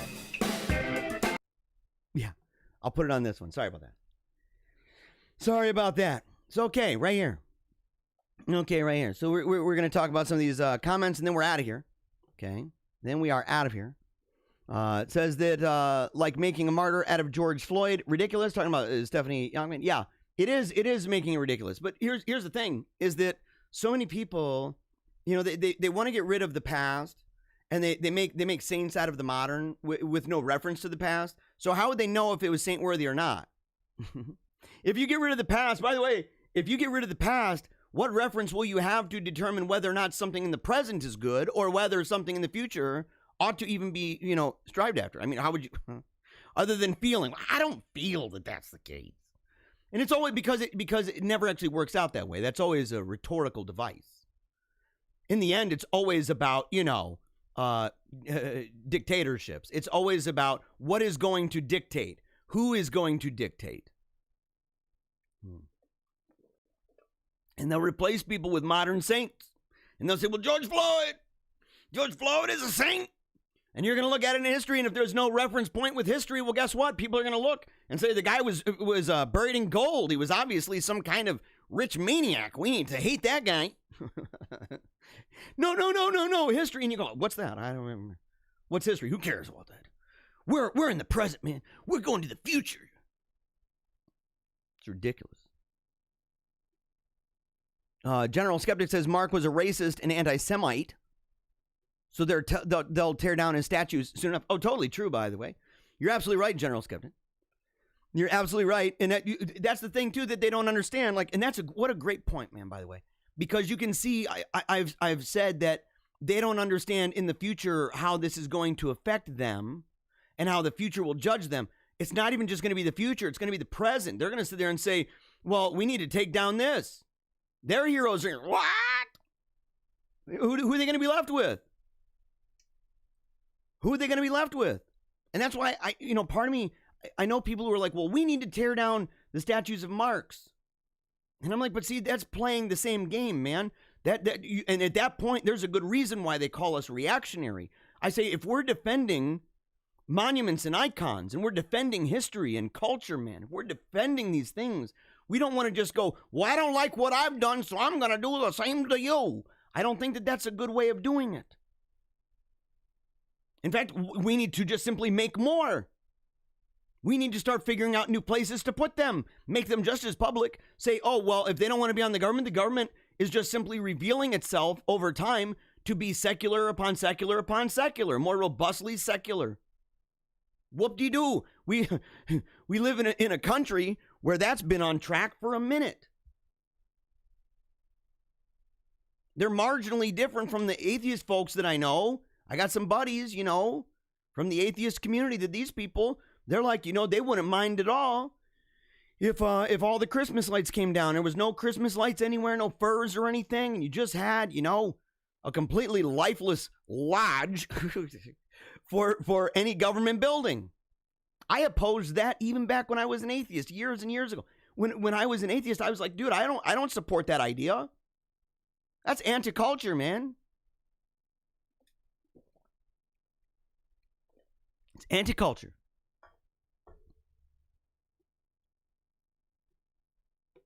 Karen Shockham says, like you, speaking the truth. Thank you. Thank you. I appreciate it. I give my best. Like I said, if you disagree with me, people can email me.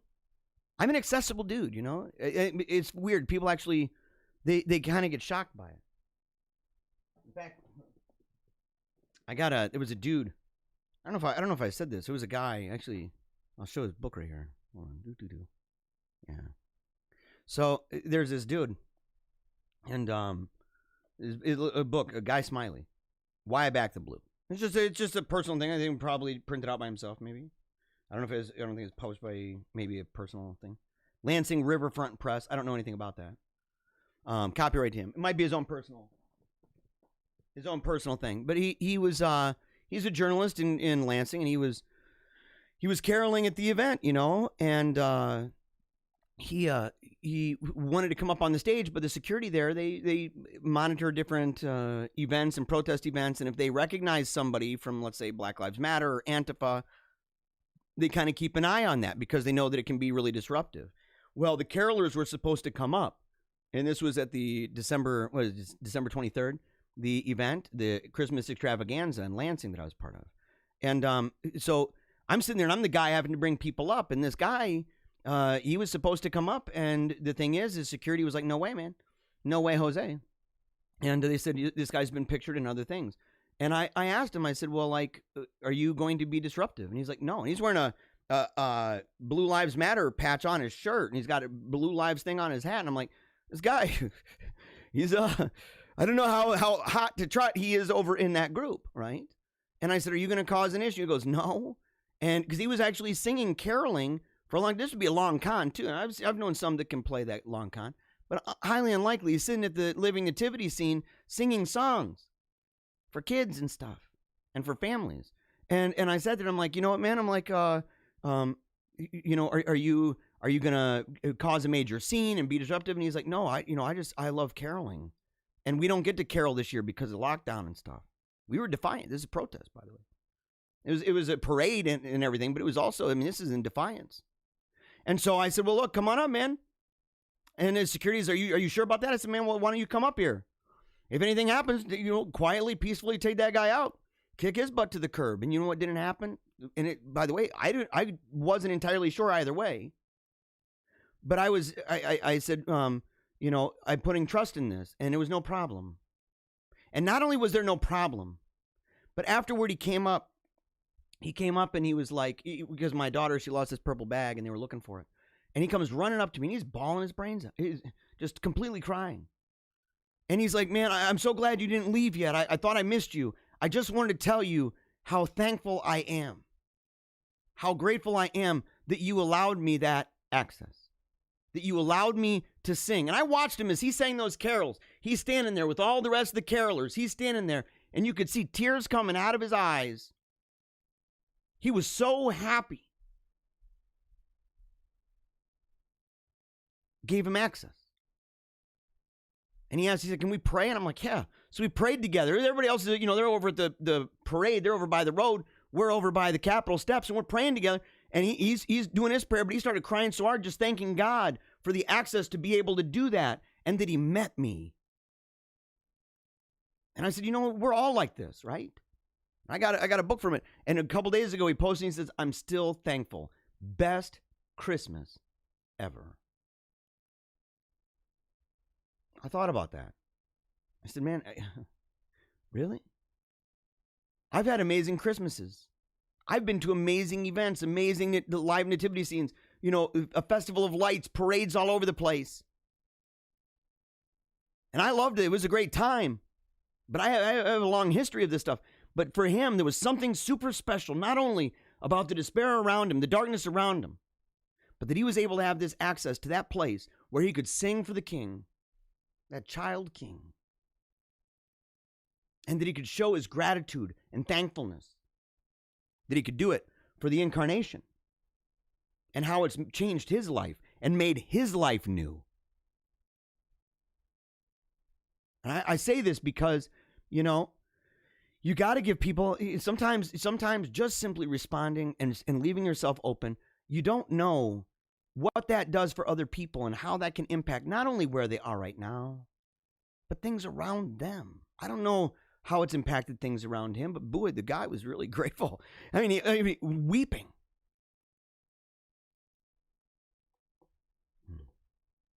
Who can you open up to in your life? And again, if you want to reach out to me and talk to me, man, I'd love to talk to you.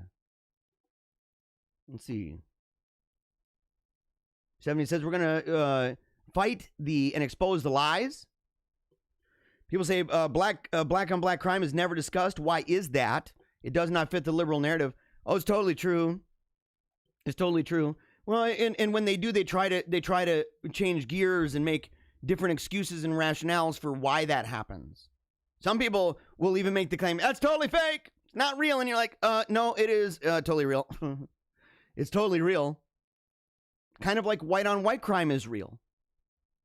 There's white on white crime. It's just a category. But they don't want to even talk about that category.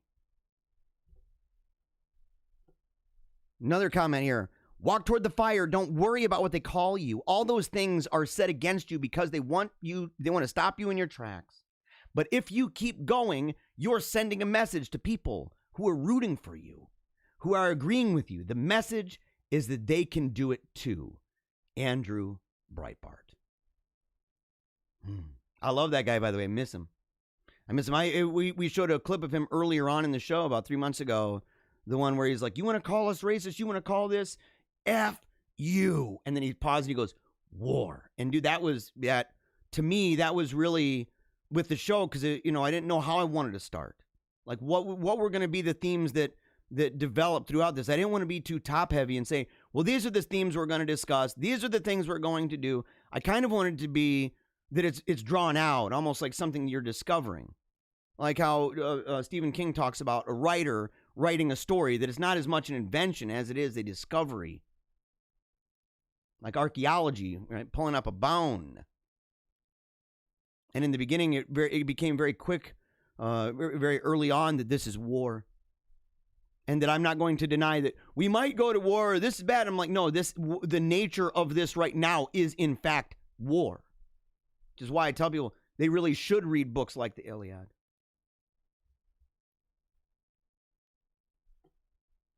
Let's see.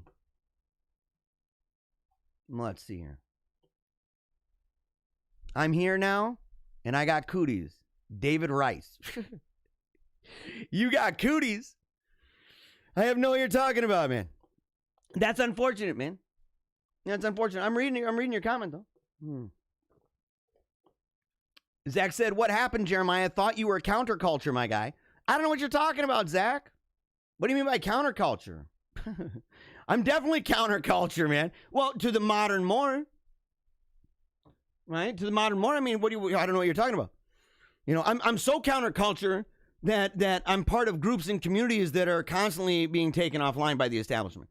And I'm constantly going against groups that claim to be counterculture and yet are like praising all of the same exact things that all the corporate groups and all the Mr. Moneybags and everything else are doing. So I'm not entirely sure what you mean by that. Or if you're even being serious, man. Or if you're being serious. And David Rice says it's a joke. All right, dude, you're good, man. You're good, dude. I'm good with you, man. I'm glad you're tuned in. You know? And yes, I'm still live. Yeah. But we started late. But it's basically over right now. The last couple ones here. And yeah, Zach, I appreciate it. Not sure, man, why you think I'm not counterculture. Or if that too is a joke. But the truth is, yeah, it depends on what culture you're talking about. You know, it depends on what culture you're talking about. That's why at the beginning of the show, I talk about the intersection where civilizations come and they clash.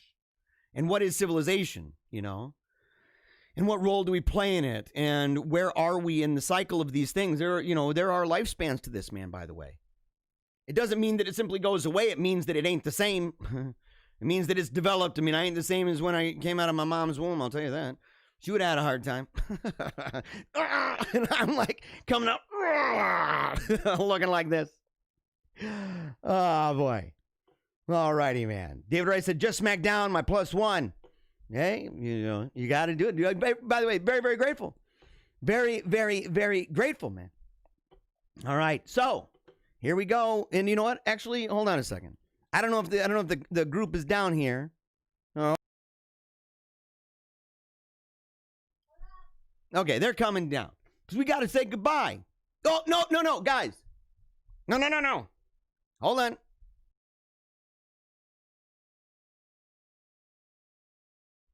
I'm not going to have them come down today. I hope that I turn that off, man. I hope that I turn that off, you know, in time. And I'm going to tell them, I'm going to say, don't come down because I don't know. Well, they can come down. I'll change my mind. Yeah, you guys better hurry, though. You guys better hurry. In the meantime, here we go. Stephanie says, you are a strong presence, Jeremiah. I felt your passion at 2 rallies, and that is why I'm here now. This is your calling, so thank you. And you know what, Stephanie? I appreciate that heart right there. Louis is asleep? Yeah. Okay. That's that's perfectly fine. Oh, but I got little Wolfie. I'm floating in air. I'm floating head. Oh, look at this guy. Look at this dude. Oh, yeah, my daughter is a floating head. Look at that. All right, so here we go. Hold on, guys. Hold on. We got to get to the final screen. Here we go. And look at that wolf. Look at the whole change, guys. Do you see it? Don't you love that? That's freaking cool. Yeah, that's really cool, man. I absolutely love it. And by the way, if you love the show, and I know you do, you got to check out paleocratdiaries.com. We will be posting there more. And I talked to my wife about the store, and it's coming soon. It's already, a whole bunch is already there. So you're going to love it, man, when it comes. It's going to be great. We're also going to put a live stream so you can just go straight to the site every morning, and you will be able to watch the show. All the memberships, all the connections, the interviews, speeches, all of that can be found not only at paleocratdiaries.com, but you can reach out to me direct over at paleocratdiaries@gmail.com. And of course, I encourage you to check out my work over at the Paleo Cheese Podcast. There's going to be an episode actually going up tonight. Oh, no. Tonight in a live episode on Friday. And we'll talk more about that as it comes up, as well as meaningofcatholic.com. Check those out. And as we say every single show, we end the same, saluting you and saying, never give up, keep on smiling, and memento mori. You guys love that, wolf.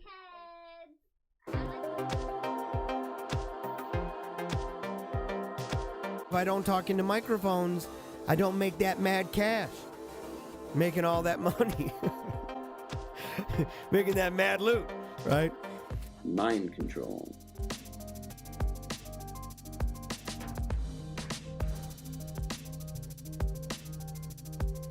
So we see the minority elite imposing their ideology on an unwilling and resentful populace. This causes a backlash. People get ticked off. The left is working long and hard to make us feel as if we've done something wrong. Worse yet, that we are the problem. Don't let people just rip on your heritage, Don't let people just rip on your traditions. Don't let people rip on your heroes. Stand up for what you believe, what made you who you are. So unless this disenfranchised majority begins standing up for what they believe in their heart of hearts to be true, I think we'd be left with nothing more than a dirge and maybe a funeral procession.